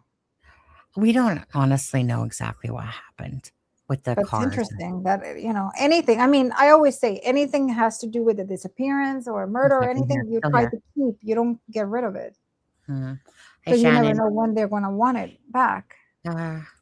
Apparently, he crushed his car before the scent dogs came out. Nah, that's not Really? what I heard. That doesn't sound logical. Okay, wait. No, he crushed a car before dogs come in. Yeah. Oh, So he well, did. That's well, very see, interesting. because that's not what Daniel said. Like, even though I know it's coming from Daniel, but he said that it was like months after the fact. Are you talking about before the cadaver dogs came in? Justice for Jack and Lily. You're talking about the cadaver dogs, because the cadaver dogs came like 6 months after, right? It was Mhm. scent dogs at first. So I think maybe they're talking about before the scent So dogs. yeah, before the Or scent sorry, dog. the cadaver dogs. Yes. Mhm. Okay. That's a Oh. big flag. And as the Mhm. police, I would want to know why. Why would you do that? I mean, that is sus because there's so much other things that are sus. Yeah, I like why can't- not keep it? I mean, what is it to you? But I mean, if you want to get rid of it, it's for a reason. Why? Yeah. That makes it more, look more guilty. On this one, Alexa. Let's see here. Daniel said that himself. Yes. Yeah, like that doesn't look good. I want to play, if you don't mind, I would like to play Rob McCammon. I'll just I'm not, tell me if you've seen it already, um, or not, but this is here what police are saying about the missing children search. And this No, was, I haven't seen him. I saw the other guy. I'm sorry to say the other, I think detective, the bald guy. Very yeah, amazing interview with him. Amazing. I don't remember his name. I'm gonna go look back but amazing. I think one of was the that best on the interviews. 1 year anniversary? That one, like, is he I old? don't remember. It was the one that you. No, he's not that old. I know it was the one that you sent me. You remember that you sent me a bunch of videos, and I just happened to watch one, and he did an amazing job explaining. I mean, Was he he on a reminded me of my news? boss. He was obviously on CBC News. But Yes, when you say he wasn't that old, tell me age. 40s, I would say. I'll find it and show you. Okay. Like you're gonna find it now? I mean, I can. I mean, I'll try. Because I remember I was watching it literally the day you sent it to me. I was watching. Hold on. I was away when that happened. That was last week. Okay. It's just because I sent you a whole list. Like, it Yeah, was you sent me a whole list, but CBC News, I think it was. yeah, you sent me a whole list. Hold on. Okay, wait. So it had to be before the 19th. Let's see. Lily. Hold on, let me go back to your thing.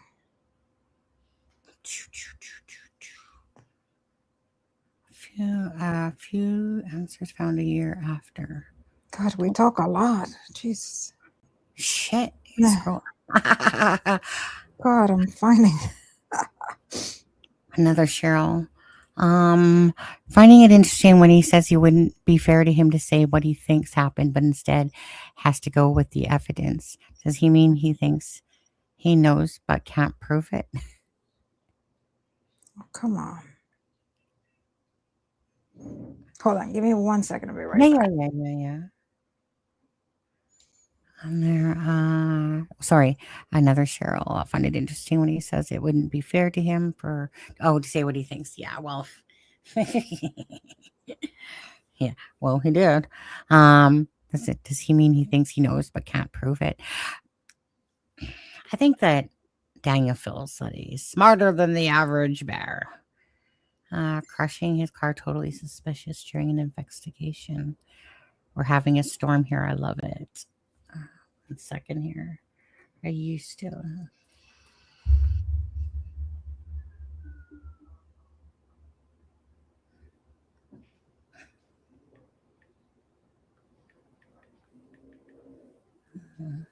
Okay. No. Okay, well, I mean, if I don't want to. No, I mean you can put whatever. I'm here. I'm just okay. I found it. I found one, but hold on. Did you find it?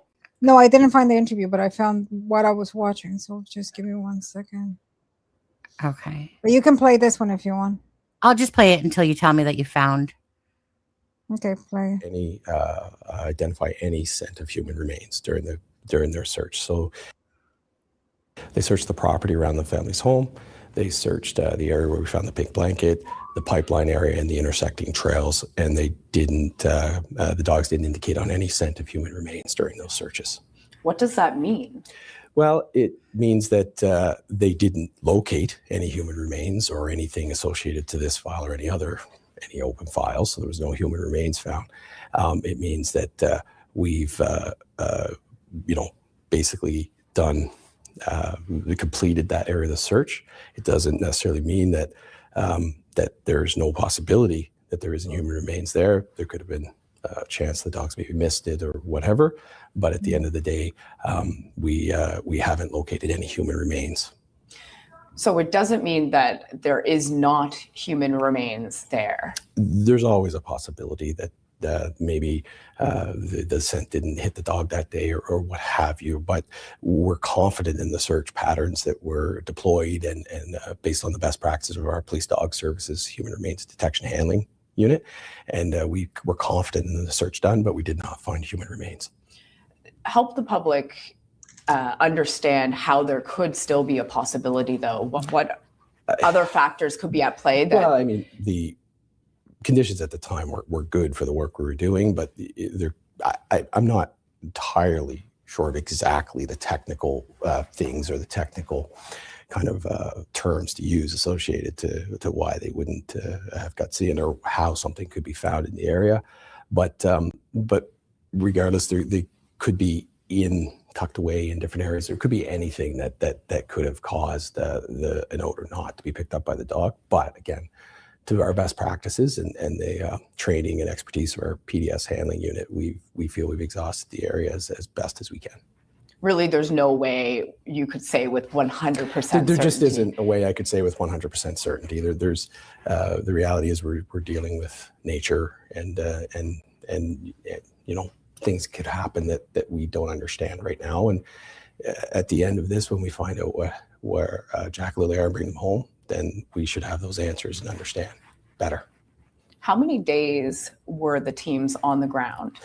I believe it was around 3 days that the teams associated to this particular search, and they searched roughly 40 kilometers of area during that time. And what do you mean by 40 kilometers? Is that?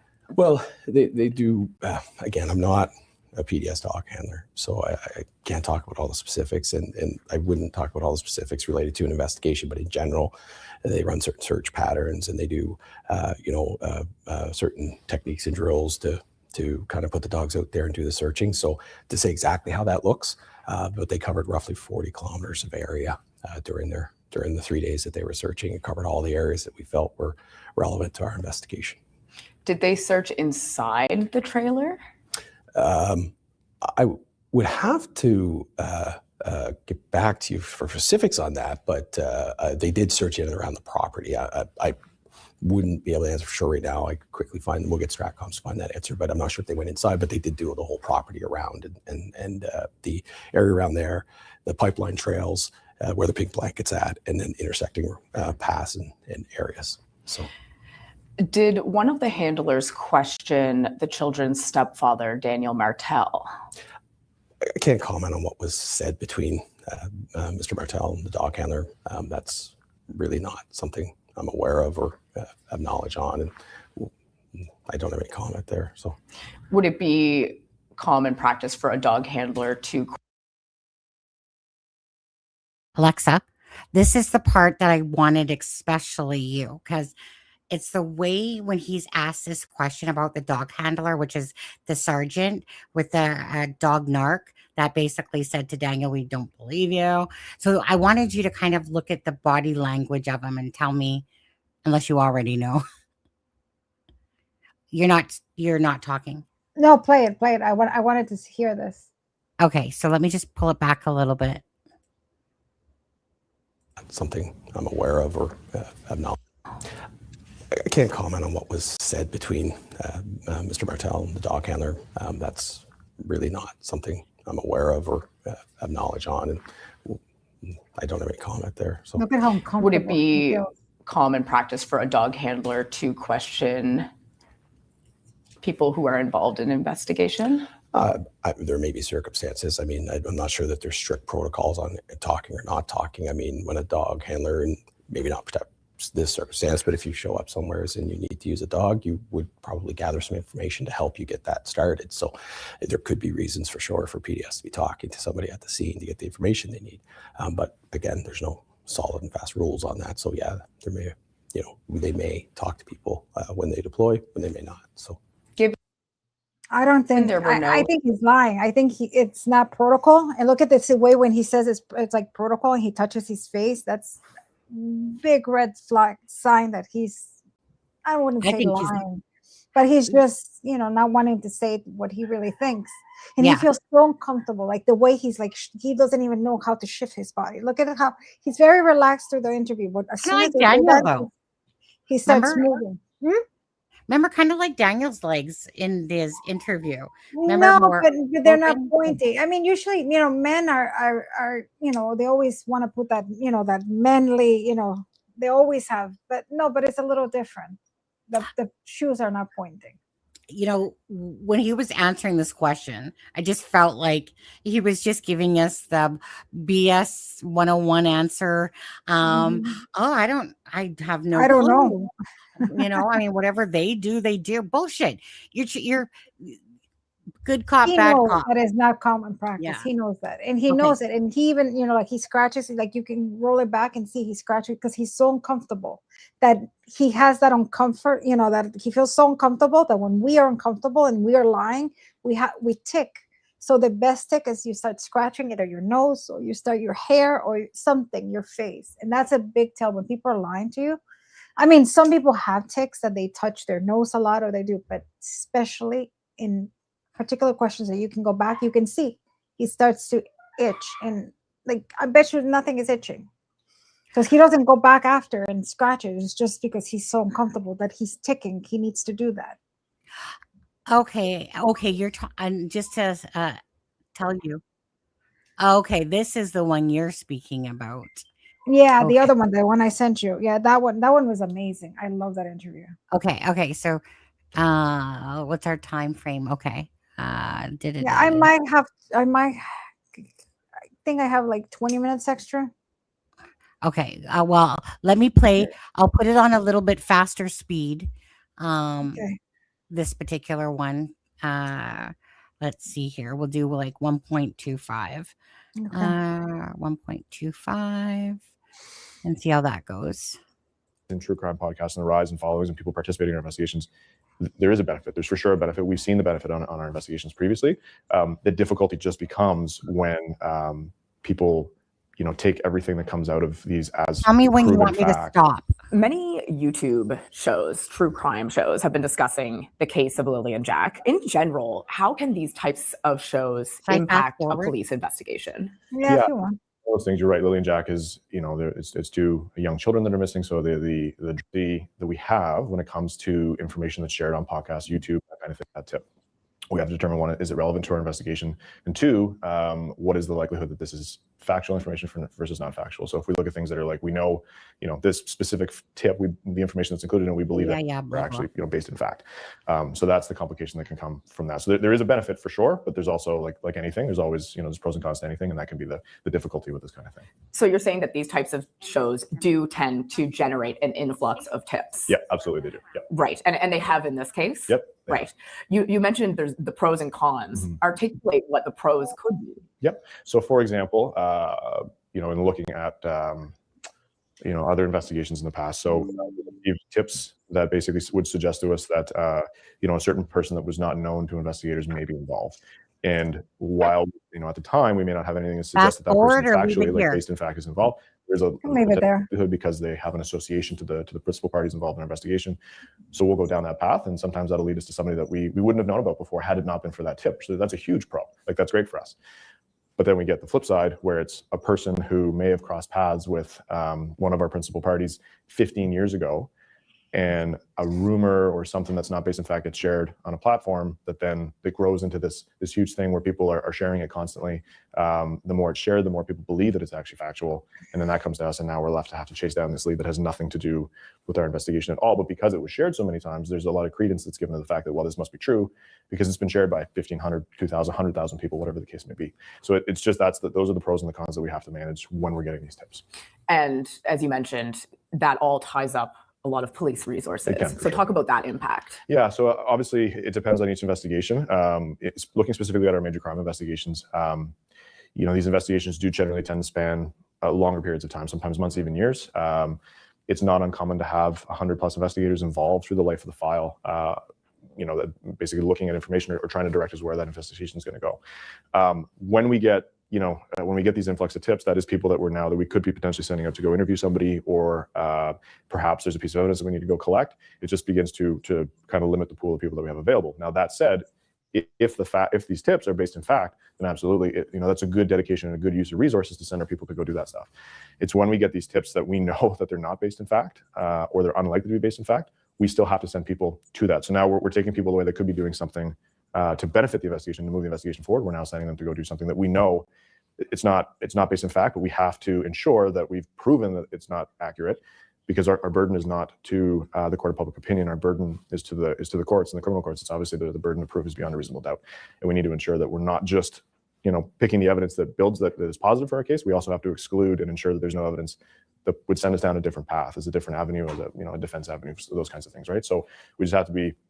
It's just one of those things of management of resources, and it can tie up a lot of people, sometimes for a long time, for things that we know are not accurate, but we don't have a choice. We have to do our due diligence. We have to chase that down. Given that the rise of the true crime community being more participatory in this day and age, talk about that as it pertains to police investigations. Is this seen as a good thing, a bad thing, or is it are you of two minds? Yeah, I think from my standpoint, I think just the dawn of not just true crime, but social media generally, like, we're much more interconnected than we were even 15 years ago when I started policing. Facebook and these kinds of things were just beginning to grow in popularity compared to what they are now. And just the way that we get our information, just generally, a lot of the information comes from these platforms. And even for yourselves as journalists, there are people that are beginning to go away from that, which also makes your guys' jobs very, very difficult. And we're in that same boat. So for me, like, from my personal experience, the rise in true crime podcasts and the rise in followings and people participating in our investigations, there is a benefit. There's for sure a benefit. We've seen the benefit on our investigations previously. The difficulty just becomes when people, take everything that comes out of these as proven fact, when often there's very little that's done to actually prove that any of the information is actually factual, right? Like, as a police officer and as an investigator, we have to corroborate every single piece of information that we have to either say that, yes, this is accurate, or no, it's not. True crime podcasts, documentaries, these kinds of things, they're not necessarily held to the same standards. So it makes it that's the difficulty that comes from that, right? So you're looking at one, and it's not just that, there's also the monetization of, people are doing these things, and it's great. Everybody obviously needs to earn a living. I don't have any difficulty with that. It's just when we're talking about people that are doing these things, they're obviously trying to monetize it and trying to earn money for themselves. And that can obviously sometimes cloud the issue. And especially when we get to this fact-based driven discussion that we're trying to have. And people that want to participate and have that discussion with us, we're more than happy to. Like, absolutely. It's just this difficulty with things that are not fact-based. So the message would be, but I think to the it's public this would be gives to a be good aware idea that these types of shows don't. Go how ahead. what he thinks about. I like that he goes and talks about the YouTubers. I think he talks where the investigation is coming and everything and what they're at. But I do agree with somebody in the chat that said that I think the RCMP know more that they're saying. Of course they do. I think they know. I think themselves even know what happened, but they don't have proof. And remember, without proof, you cannot say anything. They cannot do anything. Right. So I think that's what they're at. And hopefully, I pray to God that hopefully that break will come and they will get something that, that they can solve this case. But what I've seen, and these cases often go unsolved. Yeah. Okay. So, let me ask you on this one. Daniel has charges against him. And, they are actual confinement. What is it? Against the police? The police, well, it was, I mean, it's obvious who it's about. It's, with the mother, right? But anyway, so he has these charges against him. I'm trying to remember what they were. They're sexual assault, confinement, sexual assault, and battery. Was it? You guys tell me this was a. But anyways, it won't go cold. I'm confident it won't. Now, so the thing is that and Daniel has spoken about this himself. He says that that the RCMP have brought in these charges and not so much the mother type of thing. So whatever his world is or whatever. So it's assault, sexual assault, and then something about confinement as well. But anyways, so he was supposed to have a court date on May 4th. That got now postponed, of course, because obviously, you know how the cases work, and then more information is given, and they have to sift through it. So now it's July 7th. Okay. Do you think that it's one of those situations yourself where when they can't get you on the primary, they move over to try to get you on the secondary, in a sense, you know? Yeah, sometimes they do that. Sometimes, I mean, I'm not saying that this is the case, but sometimes they do that they cannot get you on this. So they have to arrest you for that in order to bring you in until they can get to, hopefully, I mean, that could be it. I mean, this sounds very... Yeah, like, like it's one of those things that in your gut, you just feel like, for me, it's just like, dude, they can't necessarily get you for this, in my opinion, but we're going to bring on these charges and we're going to, either try to get you to tell us what, go against each other, whatever it is and stuff like that. And that maybe the truth for Jack and Lily might come out through that. But at the end of the day, I feel like that these charges are the secondary to the primary of Jack and Lily missing. And, like I said, we can't prove here, but we can prove this and take, you know what I mean? And whatever comes of that, that's how I feel. And a lot of people do feel. Because all of a sudden these charges come out against him all of a sudden. Right. And it's no secret that whenever Daniel's talking, they pretty much want to know a lot of what, he's saying. Daniel thinks that these special drones that are hovering over his trailer are that the police are, in a sense, protecting him, versus that it's just actual people having drones. But he thinks that the like police, a delusional. Well, I would call it delusional. If he literally thinks that the RCMP are doing this to protect them, or even that there are RCMP drones. Maybe. I mean, I'm sure they have the drones, but why would they be drones? Why would they have drones to protect you? From what? That's exactly it. Protect you from what? It's not Or like is you're a it, witness. It's not like you're talking and you're like a witness that they need to protect. I mean, he makes it sound like the sky is lit up with all these drones, and he can tell that they're police ones, he says, by the color, and stuff like that. I don't think anyone was buying into that. Because it sounds really, again, it's just a factor of ridiculous versus reality.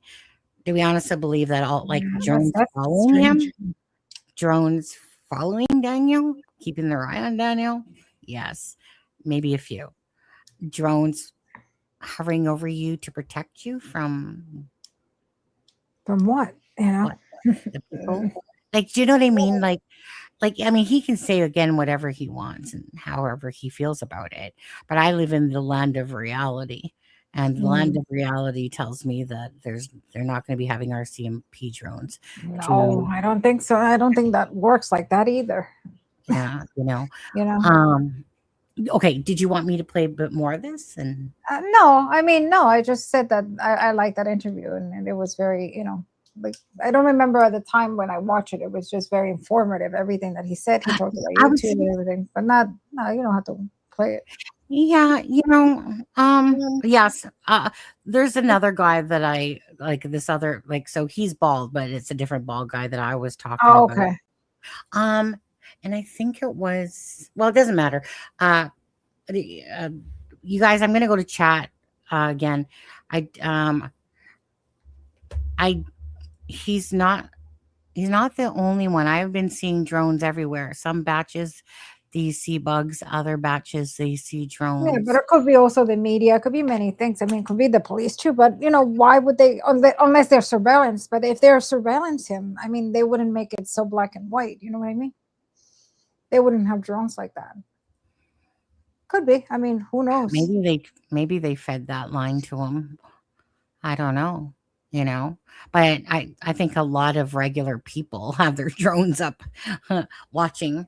I mean, it's a small place. I mean, it's a small place in a way, but it's very isolated. So I don't know. I would see, because even here, I mean, I live in New York City. I mean, I don't see a lot of drones here. Do you I know think a lot of people have drones. Well, I mean, it's Tint with his drone. I mean, I get that, right? Because Tint has taken a lot of drone footage. Thank you, Tint. But he says basically like the sky is lit up with drones still, and I'm like, could it be also maybe like a little bit of paranoia? Do you think possibly they could have told him that they're doing it for a specific reason, but really they're just watching him? Could be. But the way he makes it sound is like there's drones everywhere, like, as if there's like, what, 100 people or 50 people are out there with their drones going, let's protect Daniel. I mean, we don't know. I mean, the police sometimes, they do that. They fit sometimes, and they're allowed to do that. They're allowed to lie to you, and they're allowed to do many things, and they do that. So. Sunny, have they checked out Daniel's? Yeah, I mean, that's one of the main things they would do, right? Looking at the family, looking at the property, right, Alexza? I mean, yeah, the father has a lot of property, I heard, right? Daniel's family has a lot of property, I'm sure. But again, don't forget there's resources, there's time, there's everything. Can they check every single inch? That's what the drones are for. No, they won't. But yes, they can utilize drones and stuff like that to make it, but it's not 100% either. Right, that's what it was. And even the detective, the first detective said it, that he said that that even the dogs, they can't search 100%. I mean, and that's just the reality of how it is. The bigger the property, the more problematic it is, because you need to be very thorough with something like this. Now, Alexza, to ask you, and again, if you guys have any questions in chat, say them now, because Alexa's going to be leaving here shortly.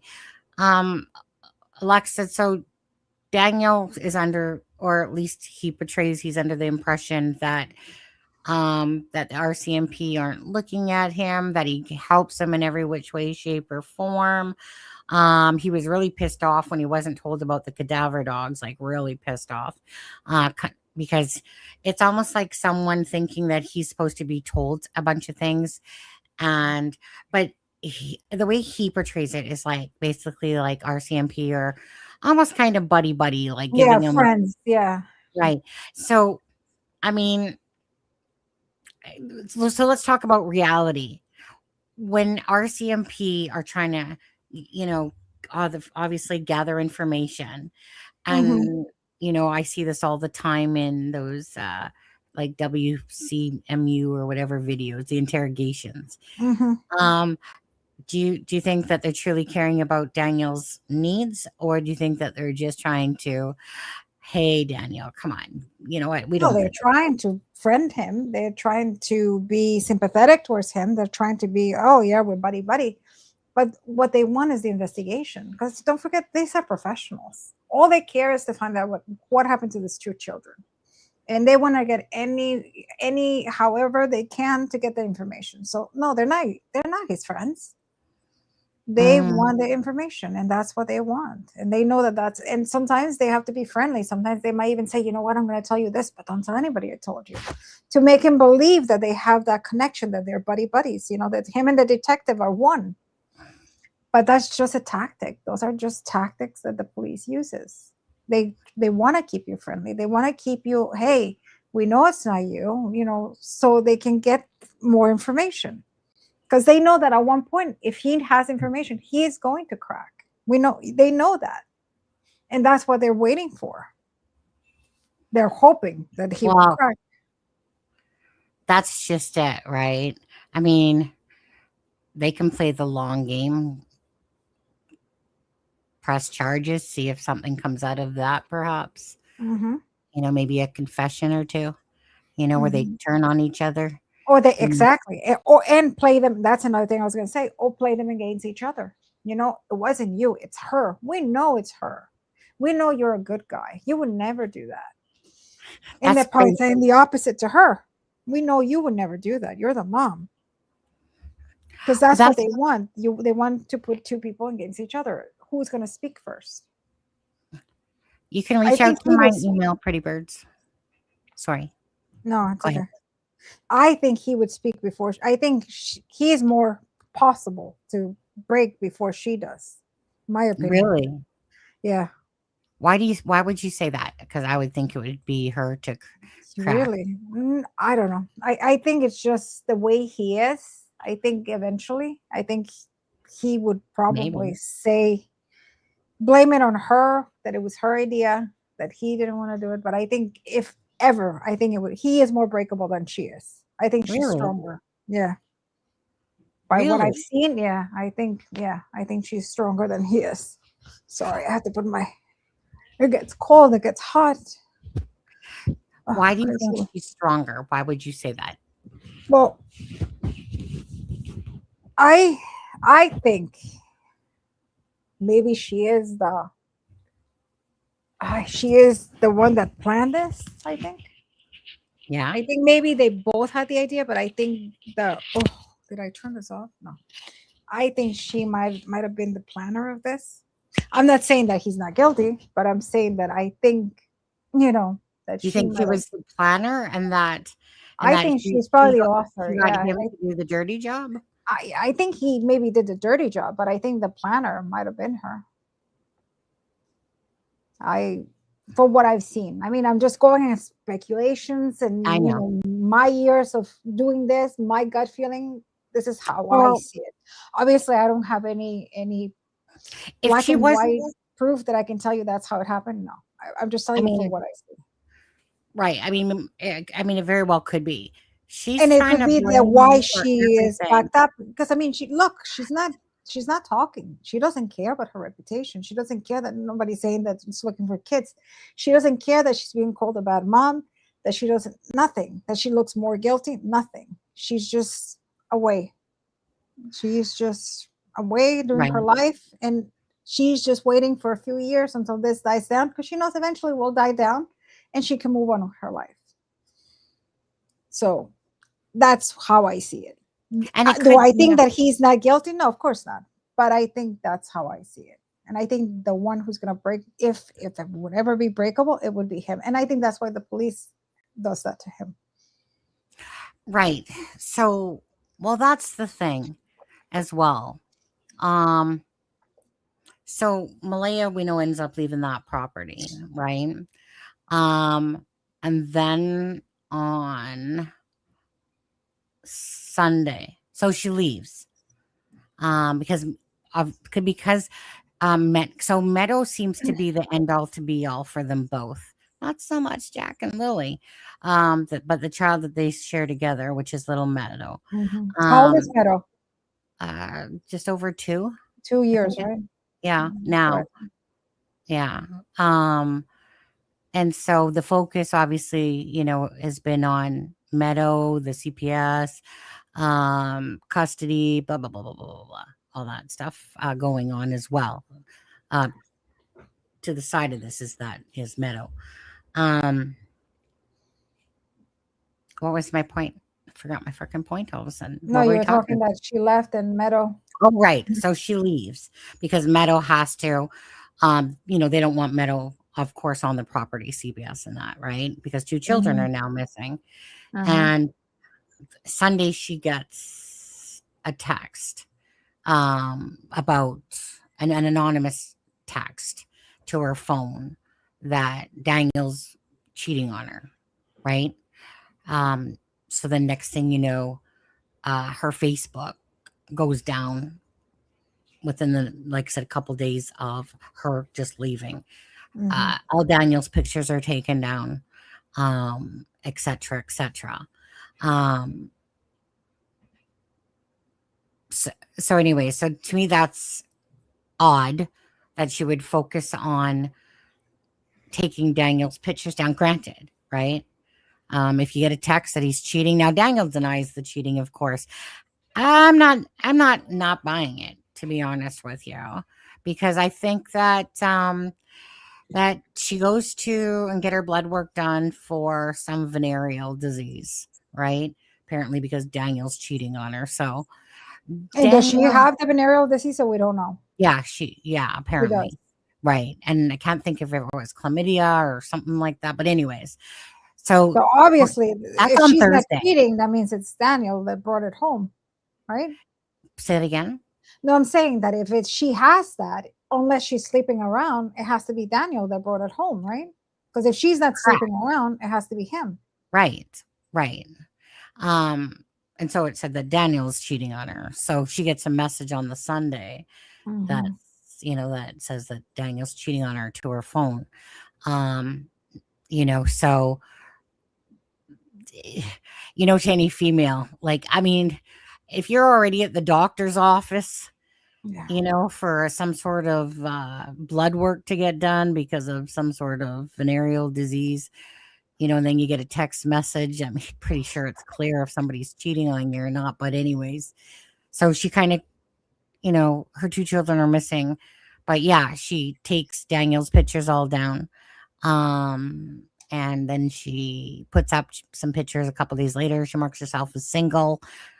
Obviously, like any woman, you fucking be pissed if of course. If you know that you're loyal, and you're getting fucked around on type of thing. So, although at this point it shouldn't be a priority, it should be your kids missing priority. That's my thing. Is that you would think it would be a priority about the children. Because I think at this point the woman, although one day she has to move on with her life, but I have actually met family of people that have been unalive or they've been missing for, I know one mom pretty well, that her child had been missing for 30 years and she still has hope, and she's like, until I don't get a body, I don't know, maybe she is alive. And we all know that probably the chances are 0, but hey, that's what keeps her alive. And that's what she says, until I die, I'm going to look for her. Sorry, little black bear. 1 second. Sorry. Thank you for the super sticker, little black bear. Appreciate that. Sorry, I had it up there and then I went into deep thought. No, it's okay. No, so that's, that's what I mean. So, but at this point, is it important for the woman to be caring about those things? No, who cares? Right now, you should be looking about your kids, finding where your kids are. It's been a year. So you don't think that the kids are lost in the woods? No. I don't and think was found. I mean, it would be, you would have proof. I mean, first of all, the kid's never done this. Or a scent. You know, there's patterns. You have to, humans, we follow patterns. These are Yeah. two kids that And I'm never, still here. One it sec. wasn't like Summer Wells. Like Summer Wells, remember, she used to like walking Yeah. around and being Yeah. free spirit, whatever. These two kids never wander off outside. They weren't kids like that. Okay. And let's say that for one day they decide that they're going to go find a bear or whatever, and they decide to go into the woods. Okay, maybe an animal got them, but there's no traces. An animal cannot eat two kids with nothing. Don't leave any trace, nothing. Right. That's impossible. Right. We would be, obviously we would find bones here and there, clothing, shoes, this, that, nothing. This kid's, it's almost like abducted by aliens. They came, they took them, and God knows what they did. No, and that's not how it happens. So something happened to these children. What happened to these two little babies? Mhm. These two little angels. Where are they? Yeah, and, maybe and from my perspective now is the mom should be out there looking for them, and everywhere, every chance she could. Every podcast, every Yeah. time I could be on TV, I would be like, hey, making shirts with their face on. These are my kids. If anybody's seen them, please, hey, I don't have money, but hey, let's raise, the community can raise money. And I think they have raised. It wasn't like 150,000, something like that. For what? Oh, well, no, that's the reward. Yeah, for reward. So Yeah, but that's a big that's the FBI or the yeah, but FBI. still, but that's a big Yeah. incentive. You know what I Um, mean? Saying there's money if you find. Just 1 second. I think that's what it was mono kissing. I think the I think kissing that is that's this, what yeah. it was. Yeah, Okay. But because still, it's been a while. But I think it was. although kids can also give you mono, but You know, could be from kids too. But yeah. I think that's what it was. So my bad. Also there's no, well, I do get upset the fact that the dogs took that long to come out, and that really gets me angry, because anytime you have a crime scene that is outside, obviously the terrain is not perfect because it rains, it gets hot, it gets cold, things evaporate. It's harder to preserve evidence, DNA, scent, everything, and outside versus if something happens in your house, right? When something happens in your house, it's more contained. The crime scene is better. This one, the crime scene starts at the house, and where does it end? The woods, the backyard, like where? We don't know. Well, let me ask you on that one, Alexza. So they have scent dogs around the area. So they use those because they're already on a search. They have scent dogs. They pick up nothing, right? Says a lot. They pick up nothing about Jack and Lily. But anyways, then I gotta go back and look at that. But I think it was kissing or something like that. But anyways, I'd have to go back and look. But anyways, so what was I saying, Alexza? You were saying about what were we talking about right now? Now I'm getting like you. The dogs. The dogs. Yeah, the dogs came. So what do you think about the fact that the cadaver dogs were brought in, 2 of them, 6 months later, pretty much, or something like that? Okay, so the first ones, air scent dogs. Second, but when the cadaver dogs came out, it was like 6 months later. And what do you think? They can still, I know they can still, I'm not a professional in scent dogs or cadaver dogs, but I know a little bit here and there. I do know they can still have the scent. They can still smell the scent. But obviously, 1 day versus 6 months in the outdoors doesn't take a scientist to figure it out. So 6 months have passed by. It has rained. We don't know if the scent has gone away. So we would have to see. For the cadaver dogs, though. Yeah, but still, even with the cadaver dogs, even though and even the detective, I think this detective says it in the interviews. It says that even though that they searched and they didn't find anything, that doesn't mean that nothing is there. It could have been that they missed it because of something.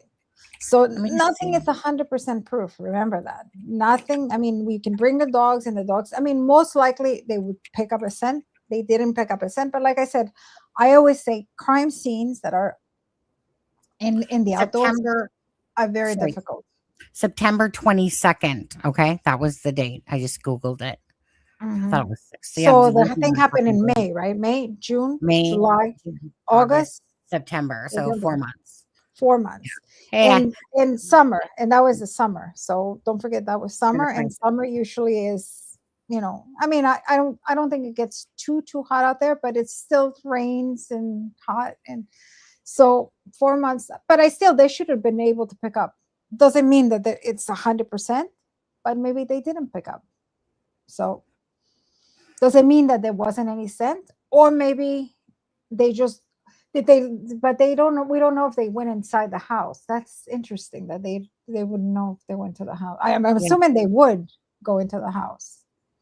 Right. I mean, like Daniel does that one interview, but he's just like basically saying that he believes the children are alive and they're basically looking in the wrong, and that he knows that they won't find anything. Why would You know. how do you know that they won't find anything? 'Cause Daniel See, says- in all those cases like that, they always say the same thing. You will never find them. Yeah, know. of course not, because you know where they are and you know what you did to them. So we're not going to find them. I know. That's always what that stuff reminds me of. Like, Daniel said that he didn't watch true crime before this and stuff like that. But we weren't born yesterday. We watch a ton of these cases, and they all say the same shit typically. Like I said, all of a sudden they were sleeping, amnesia. Daniel, like I said, super pissed when he found out why was he so mad?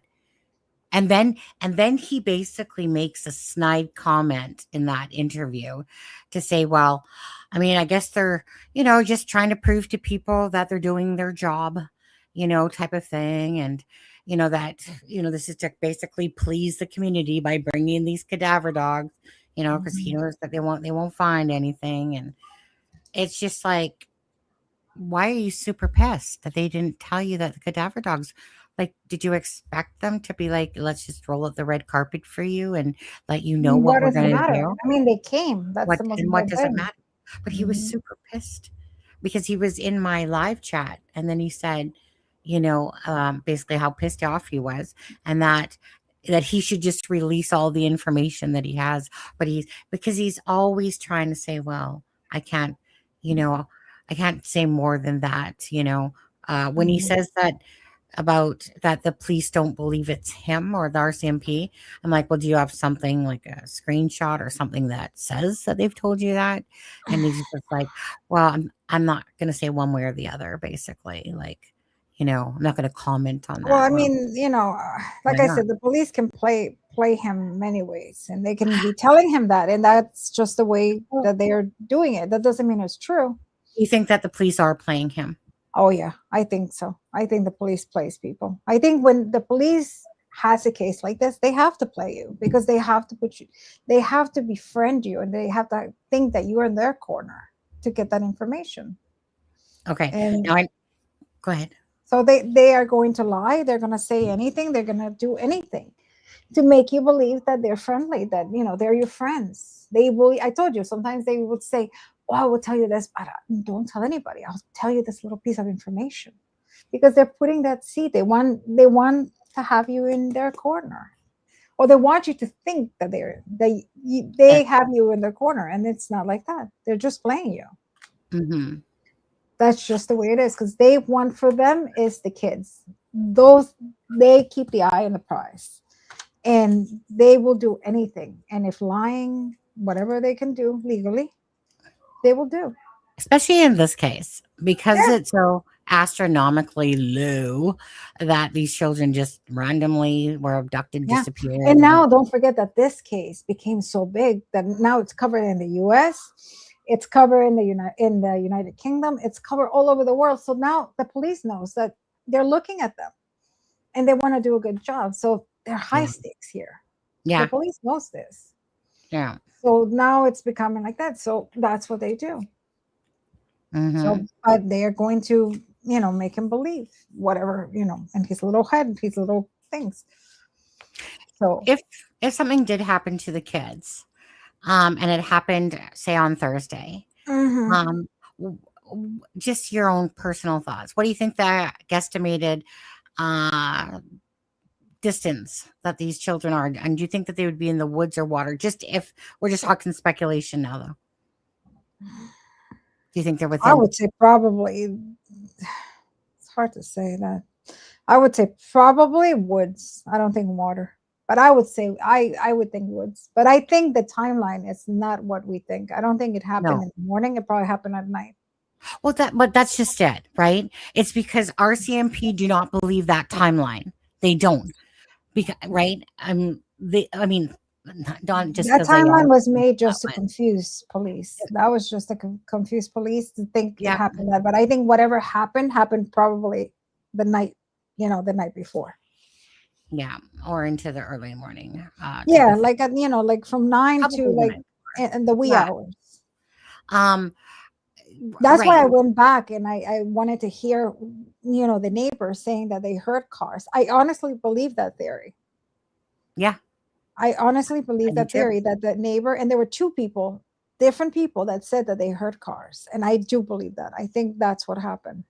Yeah. I don't think it was an accident either, because if it would have been an accident, I think it would have been more panicky. It would have been less thing. I think this was something that was probably planned. Right. That they said on this date, we're going to do this. So it really gets me angry. Like cases like this really, really get me angry. I know. Same. Because Okay. it shouldn't be this way. There's so many ways that you can do if you don't want the kids. They shouldn't. This was not the way to go. Yeah. If of course our theories are correct. Mm-hmm. Well, and that's just it, right? Is I do too, right? Like after covering the live like this case for a long time, now I was just starting to get angry. Like prior to me taking a break, I was just starting to get angry, fed up with Daniel's shit. I was fed up with Malaya's shit, fed up with the fact that two beautiful children are missing, and this is the bullshit that we're listening to, and this is what we're watching, and this is what we're seeing. And if truth was being told, it wouldn't look like this. You would feel it. You would feel it in your heart. You would feel like these parents were being sincere, but no, what we saw, nothing but deception, someone hiding away. And to me, it's just clear as day what I'm looking at. Occam's razor right down the road. What they've presented to us is just a bunch of horse shit. Mm-hmm. And now it's up to the police to try to figure out the lies, and they probably know and just don't have the evidence, is my personal opinion about this case. Yeah. Mm-hmm. And 100%. hence why they send a dog handler in, and he gets asked questions, like I said, playing both ends of the stick, with them, like, Malaya versus Daniel, because they're not in it for them, Malaya or Daniel. They're in it for Jack and Lily and finding the truth beyond the BS, and unfortunately there's a ton of BS on this, right? But anyways, that's just how I feel. Their timeline, they don't believe it. Simple as that. But anyway, I don't believe that. I don't believe that timeline either. I think that timeline is completely made up. It's just to, save face and say it's easier. I do believe that theory that, that I heard about the cars, that they heard cars in the morning. I think that's how it happened. I believe, like I said, I can't see why Brad Wong or Justin would why lie. would they lie? You know what I mean? There's no stake for them lying. Like, why would they lie something like that? You know what I mean? Well, that's just it. The people that would lie to us are the people on the property. Those are the people that would lie to us, right? Why would Brad or Justin? Now, the only thing I don't understand is that cars nowadays, I don't know how old is the car, but I mean, most cars, I think after 2015, they have, GPS, the black boxes that you can go and download the data where they're going, the car. But if you have an older car, obviously you can't do that. So, I know you got to get going. You probably have to get going now. Yeah, I have like 10 more minutes. Okay. So Brad Wong had said, right, and I talked to Brad on Messenger, right? Sometimes I go like a month or so or two. And other times Mhm. I'll talk to him more frequently. Just really depends because I wasn't really, like I said, doing lives and stuff like that. But every now and again, if a question pops up, I'll ask him. But okay, so he said, so according to Brad, that because again, you're living in that rural area, Brad's property he can see Daniel's property from the back side of his home. Okay. So Mhm. he said that a couple things. He said that the reason why he was even paying attention was because usually there's no vehicles after midnight too much, right, that are going through there. But this particular night that oh shit, here, I'll just say it. One sec, husband. This particular night is that he saw lights and it was odd. So he continued to see a vehicle go back and forth 3 times between 12 and 5. Let me just quickly answer my door. My husband's here. One sec. Okay, 12 and 5. Okay.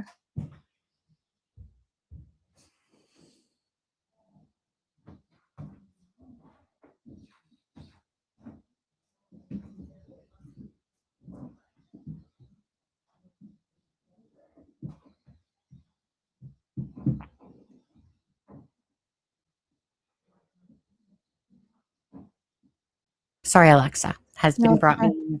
He brought me in my dinner. Nice husband. Oh, yum, yum. What are you having tonight? Hash browns, eggs, beans, and sausages. Ooh, Apparently. yum, yum. Like a Oh yeah, British. I love Brad. Yeah, he's British, right? Okay. So Brad had talked about the vehicle, right? And he said that he was used to Daniel always starting up his vehicle between 6:10 to 6:30 area. And that it was like a 5-speed vehicle. Okay. Now that would be a stick shift. Because again, why would he lie about hearing a vehicle? And let Mhm. alone, he typically said that Daniel, when he starts his car up in the morning, that he usually lets it run a bit before he takes off. But he said that particular night that the children died in the nighttime, okay, because Mhm. when he's saying that there was 3 trips made through the night. Right. Justin is only claiming to, of course, hearing one of those trips But that where doesn't mean that the other two didn't happen. right, Maybe he didn't exactly, hear them. exactly, because Justin's at the POA now. Um, Brad has 4 children of his own. Okay, now Mhm. he does have. Okay, I'll just put it out there. He does have a criminal background for theft. Okay. Now, I never equated that into because it's nothing to do with pedophiling or, all that Yeah. stuff. And so I was just looking at why would 2 people come forward to talk about a vehicle? So he's saying that particular night when Daniel started his car, he just basically got in and took off. It wasn't letting it run or whatever. So he has kind of given us a little bit of like what roads he feels like Daniel was going down. Because again, so Daniel's house is down here. Brad's home is, about 1,000 feet away, maybe a little bit more, across the road, but up more on elevated, right, hill. So he can see. Mhm. So he So you can said, see better. Uh-huh. right. So he said that he seen the lights. Now the camera at the POA Is this isn't. Justin?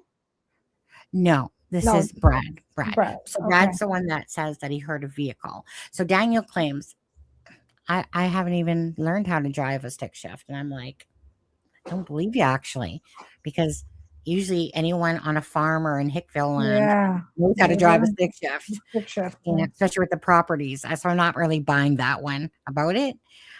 So maybe somebody in his own family, hey, Janie, your son, can he drive a stick shift? I'm pretty sure Daniel can drive a stick shift. I don't think Daniel, but now, so I mean, they do have. Malaya had just purchased a car just right before Jack and Lily disappeared. Now Mhm. it's not about that vehicle that was being used. It was about a black vehicle that Daniel had that was being used. So, anyways, bottom line is that it's a matter of And is why. this the same car that it was giving that it was taken to the scrap shop? Well, I'm not Oh, sure, we but don't know. Probably. I mean, I'm I'm not sure it's the same one. sure. But yeah, I don't know. It wouldn't shock me. But anyways, Mhm. the thing is that again, you have the people on the property saying no vehicle here, no vehicle to see here, nothing ever left the property. Great. But you are the same three people that can't tell a consistent story and your timeline sucks and the RCMP don't believe you. So tell me who I'm going to believe. The people on the property or the people that are not on the property. And actually, believe it or not, the fact that you said that he has a criminal background, that actually gives it more weight to it. Because somebody that already dealt with the law, Explain that. why are they going to involve themselves in more crap? They don't want to. The furthest thing you want to do is deal with police and courts and interviews and this, because now he knows what he's getting himself into. So why would he even go out of his way to say something like that? I put more credibility to him, actually. Actually, and that's my thing. Because he has more to lose than anybody else, because they know that now they're going to look at him more than before. Well, Brad's more the type of person, more like cops, like fuck off, like because he doesn't want to, add shit to his life. He doesn't care about seeing the cops. So why? So the reason, say that? right? Then the reason why he came forward, even though necessarily he didn't necessarily want to, but the thing that made him come forward, he said, is because he has children of his own. Yeah, it's the right thing to do. Exactly. It's the right thing to do. It was the right thing to do. And that's why he said he did it, because it was the right thing to do, because it was involving children. And of course, Daniel and that pointed fingers at Brad and other people and channel that didn't like Brad, just didn't like him. And this ex-police officer from years ago didn't like him. And he was always trying to take away from Brad in every which way, shape, and form. My thing is, grab yourself your own brains. Just think about it, right? Again, why are two people coming forward? Not just Brad himself, but two people. And and someone that, as you said, Alexza, and I've said this exact same thing as you, you probably said it better than me, but why would he come forward? He wouldn't want to talk to the police, really, and stuff like that, right? Because he doesn't want to have attention to himself and that, but he felt like it was the right thing to do. And I believe Brad. And I believe that. Yeah. So that gives more credibility to him, to that statement. Well, that's a good way that you said that, actually, because and that should make Brad very happy, because that's exactly it, right? Is that it's someone that doesn't want to deal with the police. And I knew this kind of near the beginning as well. So it's like, Daniel and that is pointed fingers as if Brad had something to do with that, and and he, like his truck and stuff. It's just crazy. Again, pointing the fingers at everybody else, but your own selves on the property that did anything. I think it's just a huge red flag. No, and also Justin also said the same thing. He said that he heard cars too. So that's two different people. A car come. Yeah, go down the road and basically circle turn around, right? Over the tracks. Yeah. Okay. So Alexza, I know that we already agreed that like this live was going to be about 2 hours long, even though I know I could go more on this one with you. But anyways, so with this case, do you think it will be go cold, or do you think it will be solved, but it's just a matter of a weight game? Hopefully it's a weight game, that that something will break through and something will come out. I mean, now there's many resources, there's many things now, and I pray to God. I really, really hope that this doesn't become a cold case. It looks promising. I do believe in my heart that the police knows more than they're saying, but I think it's just a matter of getting the proof. So hopefully they will find the proof. Yeah. And it won't go cold, because I don't think it would be fair for the kids to go cold. And I think, it's also good that you guys are keeping this case alive to get answers, because a year has gone by and there's nothing. So hopefully that puts pressure for the police to say, hey, right, we need to solve this case.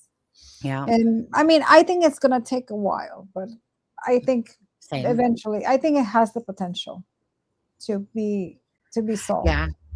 Do you know that? So just quickly, do you know that? So Daniel actually took a course, and what was the course you guys in interrogative investigation or digital forensics? Is that, or what was the course that he took again? Was it digital forensics? No, I think that she's Jilly Beans. Oh. Was it?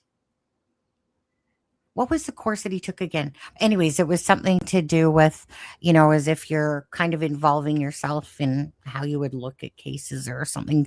I can't think of the word all of a sudden. Anyways, you guys remember what the exact title that he was taking? But anyways, so again, so it's like he's trying to get into the mind of how the police think and what they're thinking, and That's just strange. it's just strange. He took 2 different oral courses on it. No, there was a specific. Interrogation was one. Interrogation was one. Okay. Yeah, because it's trying to, it's trying to read into what are they thinking? What are they saying? If they say something, I get it. Criminal psychology. Yeah. Of course, because he's trying to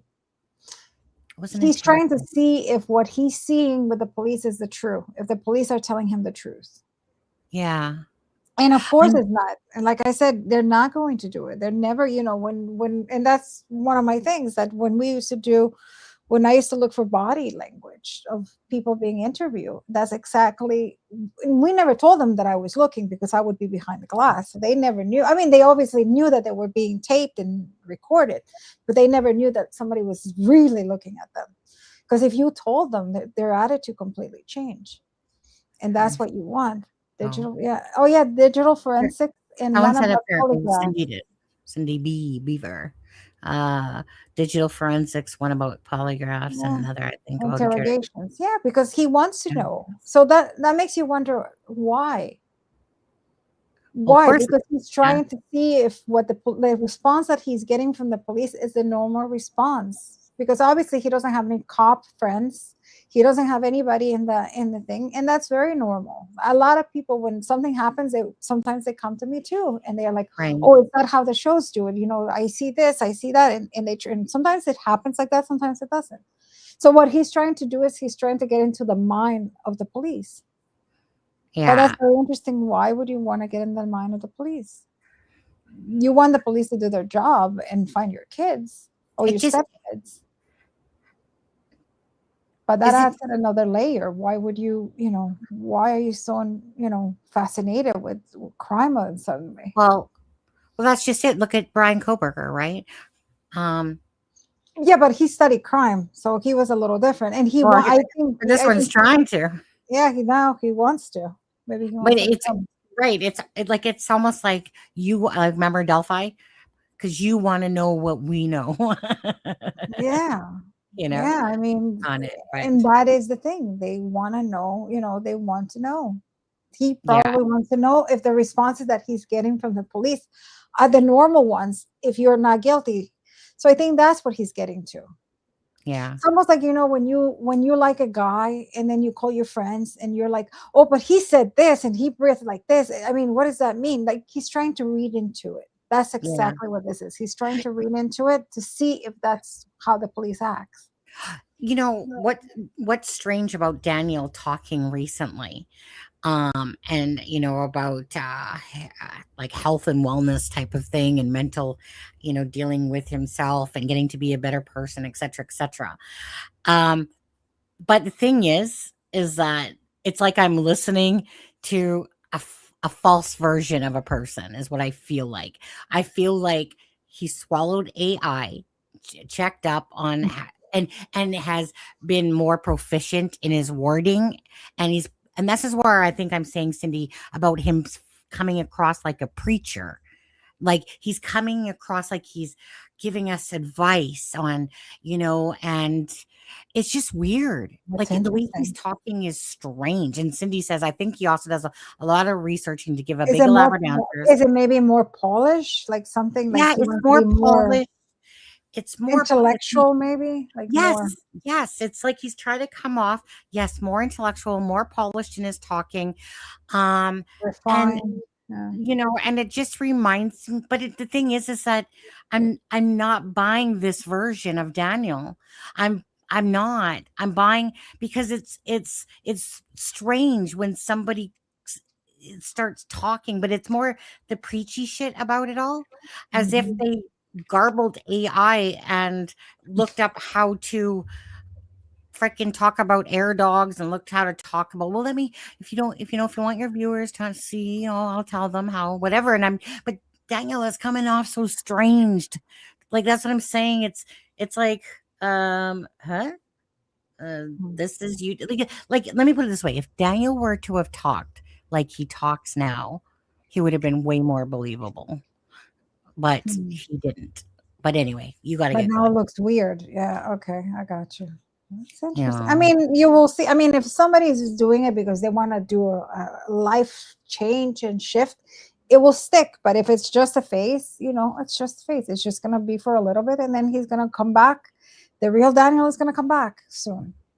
Typically what happens, and I'm not trying to, like, honestly, it's like, I always say this though, Alexa, the thing is that Daniel has done his own demise in how he's projected himself throughout this case, so it's not like I'm personally going, you know what, I just want to shit on Daniel and I want to place blame where I don't think it belongs, type of thing. That's not it. I'm using him and Malaya, Janie, whatever. I'm using their own timelines, their own words, their own actions. And I'm dissecting what I think is the truth versus what I don't feel is the truth being told to us. So Daniel, like I said, it's his own actions of deception, inconsistencies, just the oddities of the timeline, everything. But Daniel just keeps talking. He's been talking and talking and talking for all those months up until September when he stopped talking for a while. But the thing is that this is where Daniel, I don't think, equates that he's done the damage to himself, because it's their timeline doesn't make sense. And this new improved Daniel, if that sounded like you at the beginning, that would have sounded more convincing that you were being honest and sincere. But all I see is someone that is trying to project to us again, how every the drugs, and maybe part of it's true, I'm sure, but it's just the weirdness of someone talking as if they giving you freaking health and wellness tips and about your positivity vibes, and I don't know. But anyway, you got. I mean, some people also become very involved. Like when they see police, they admire that, that whole, because in the TV and everything, when you get sucked into that, sometimes it's almost like you want to play a cop type of thing. Yeah. And you get illusioned by that whole thing. So that could be like him trying to be like, like a detective type of thing. A lot of people do that. I just think that, I feel like he's a pathological liar, narcissist. Even this other channel, Kill Jester or something like that, literally called him a narcissist. Honestly, if you probably had been watching the case, you might have that, perhaps more of that feeling of somebody that's really makes it about themselves instead of, and I just, like, so to me, it's just like, this portrayal of, I almost died a couple times as I went through the water, and got struck but by I'm the hero. Yeah. But I'm the hero. I'm the one that was out running the helicopters while they were. Can you believe he had the nerve to say that they were just basically standing still watching him as he was running through the water and stuff like that, and that he was ahead of the drones? And then he's like, and I was yelling for Jack and Lily, and I lost, my voice. My voice. But can you imagine giving those type of details, and you don't think that you're making it about yourself? Who the fuck cares that that's what you? And even if you use your voice, I mean, 2 kids are missing. So the thing, right? But it's the it's the projection of, this is what I've all been doing. Who would all do that? Of course, the person couldn't be me, because I didn't do nothing to Jack and Lily, because I'm the hero. I'm the one that ran through the water. I'm the one that did all this. I outran the drones and the helicopters, and they were just standing there looking stupid at me like, what are you doing, Daniel? You're doing everything. Well, we're just standing here waiting for you to find them in the woods for us, Yeah. That's crazy. You know, so it's anyways, okay, I know you gotta go. Yeah, no, I hate to, I mean, I like It's it better okay. when I have free time, and I think that I have to take my kids. Yeah, So yeah. I appreciate it. But I said, like I said, hopefully now that the school is Oh, winding off, it's going to be a little bit easier. I was gonna say, and then and Alexza, just one more second. I totally Yeah. forgot to do this. No. The so where did it go? Oh, here it is. No. Oh yeah, here it is. Okay. So the poll was, what do you think of Brandon's post? I know I didn't talk about it, and I'm not sure if I'm even going to. If you have not seen it, or go over to Monsters of Chaos. So it says, what do you think of Brandon's post? So he is being truthful, 36%. Does not sound right to me, 14%. If true, then both families planted, which was being, you can only got so many words, you guys, and then it like then it goes to -0, and then it won't let you post. So you have to be short in your description. If true, then both families planted evidence, and then it just seems all so far-fetched. So if true, then both families is 22%. So and then if it seems true, or it just seems all far-fetched, is 28%. So the highest one is that he was being truthful. But you don't have time to talk about that, so we're not going to get into that. Yeah, sorry. I want to dive into that a bit more. Okay, we can do it if you want, maybe next week. Yeah, I mean, like I said, I have to go to the dentist. I know in the morning, and usually most times I do nap time. But hopefully, maybe if you're available for next Friday, I would really like to look into that more, because the implication is that both families legit covered and concealed Jack and Lily, and that so yeah, I just want to look into it more. Okay, so we can look into it next week. Okay, you guys. Sorry, I apologize. I have to go, but no. My kids, dinner's yeah, here. that's why I usually, when I do lives, I don't like having anything, because I can take my time. If I want to do 2 hours, 3 hours, doesn't matter. But I have to. No, I promised I was going to chaperone, so I have to go. I got to work tomorrow anyway. So okay. So thank you for having me. Always a pleasure. Thank you so much. Okay. Thank you, Ben. Thank you, Sharon. Thank you, everyone. Thank you for having me. I appreciate it. Thank you, Sunny. Thank you for being here. Have a good night. Have a good night. Thank you. Bye-bye. Stay safe. Bye-bye. Here we go. Yeah, I knew Alexza only had a couple of hours today, and I was fine with that, because I do have to work tomorrow. But because my dinner's here, that my husband, and it's growing colder by the second, I'm gonna head off as well, or I might have stayed a little bit longer for a bit. But anyways, I'm gonna go enjoy that, see what's on the YouTube land, and like I said, I'm all nights coming up this week and stuff like that, besides tomorrow, but 12 to 8 shifts. So I won't be doing a live pretty much. If I do, it will be like next Friday, something like that. Thank you guys. Now I'm just tired. Okay, Ben, thank you for gifting those memberships. It's a crime and shame. Sunny, thank you for gifting those memberships from YouTube. You're welcome. And Little Black Bear, thank you for the $4 super sticker on there. Obviously, there could have been a ton more things, but time was limited. Got in what we could.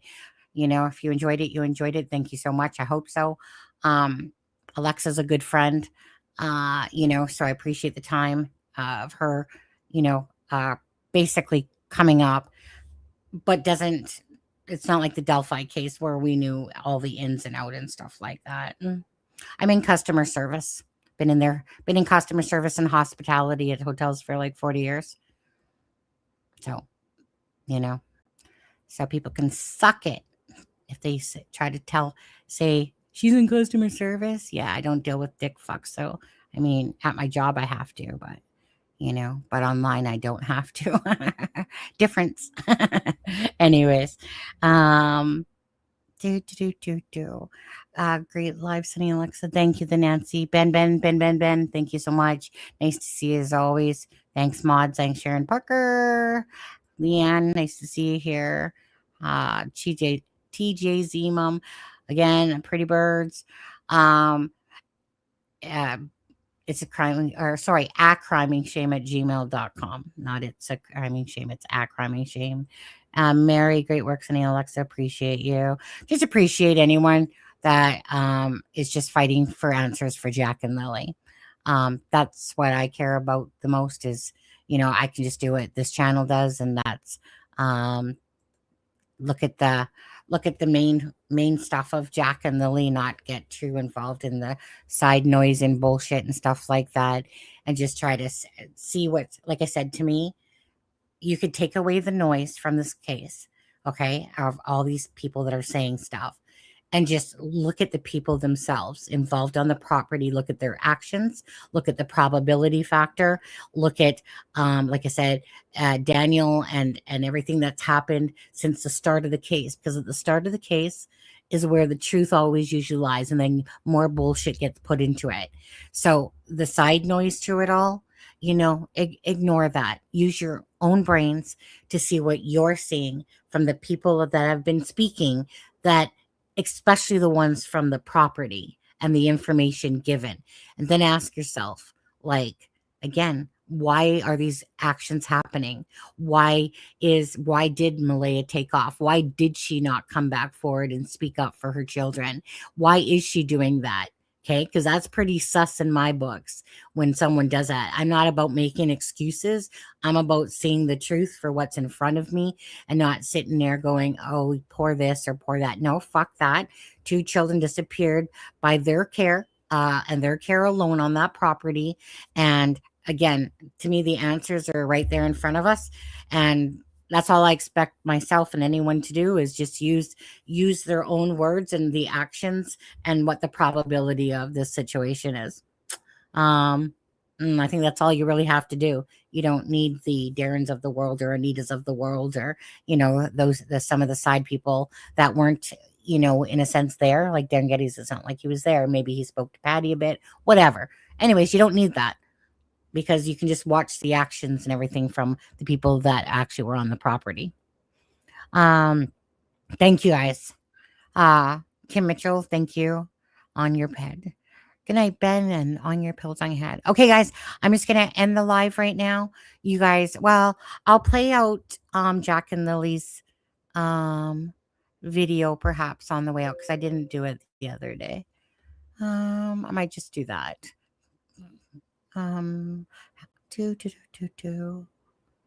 Where is it?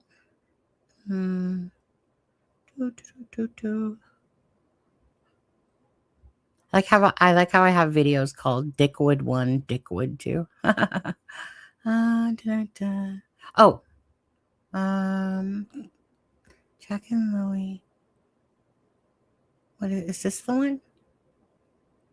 Or is this the one I made recently? I'll just play this one. Which one's this?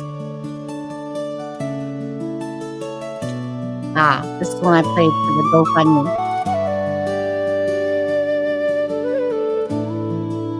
A year has stood like pages since that quiet morning came.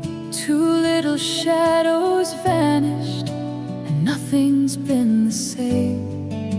The woods still hold their silence, the wind still speaks your name. That's the GoFundMe link I'm just dropping for anyone.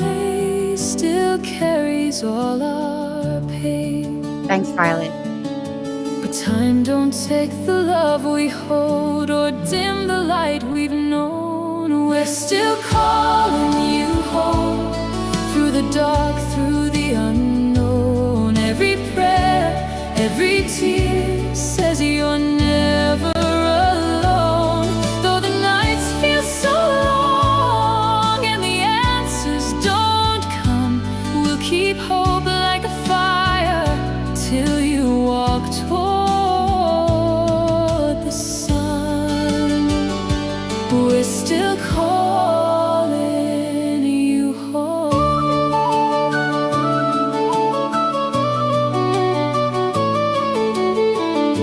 Night, Pamela. Your laughter lives and echoes in fields and open skies, in every candle burning, in every mother's eyes. This town still stands together with hearts that won't let go. Your names are stitched in every soul, more than you'll ever know. And though the trail feels cold and lost, love still points us home. We're still calling you home, through the dark, through the unknown. Every prayer, every tear says you're never alone.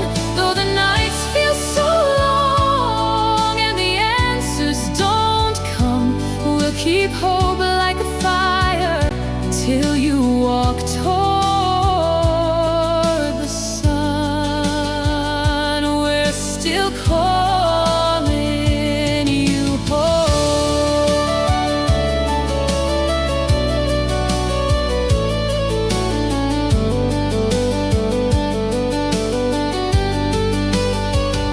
If you can hear us in the wind or feel us in the rain, know every step we take out here is calling you again. No time, no distance, no silence could ever break this thread. You carried in 1,000 hearts, in every word unsaid. We're still calling you home, through the dark, through the unknown. Every prayer, every tear says you're never alone. And one day we will see what we're holding on to. Two small hands in the light, coming back into view. We're still calling you home. Still calling, always calling.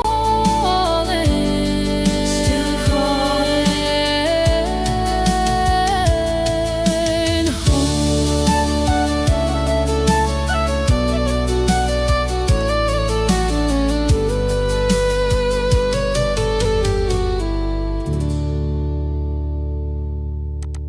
Beautiful song by Russell McDonald. I was going to end it, but I need to say this. Every time I watch my videos, I just get very upset and angry at two beautiful children that deserve so much more than what they are getting right now.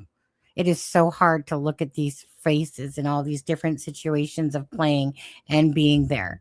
And this is the pathetic way that this case is going from within the family of on the property and stuff like that.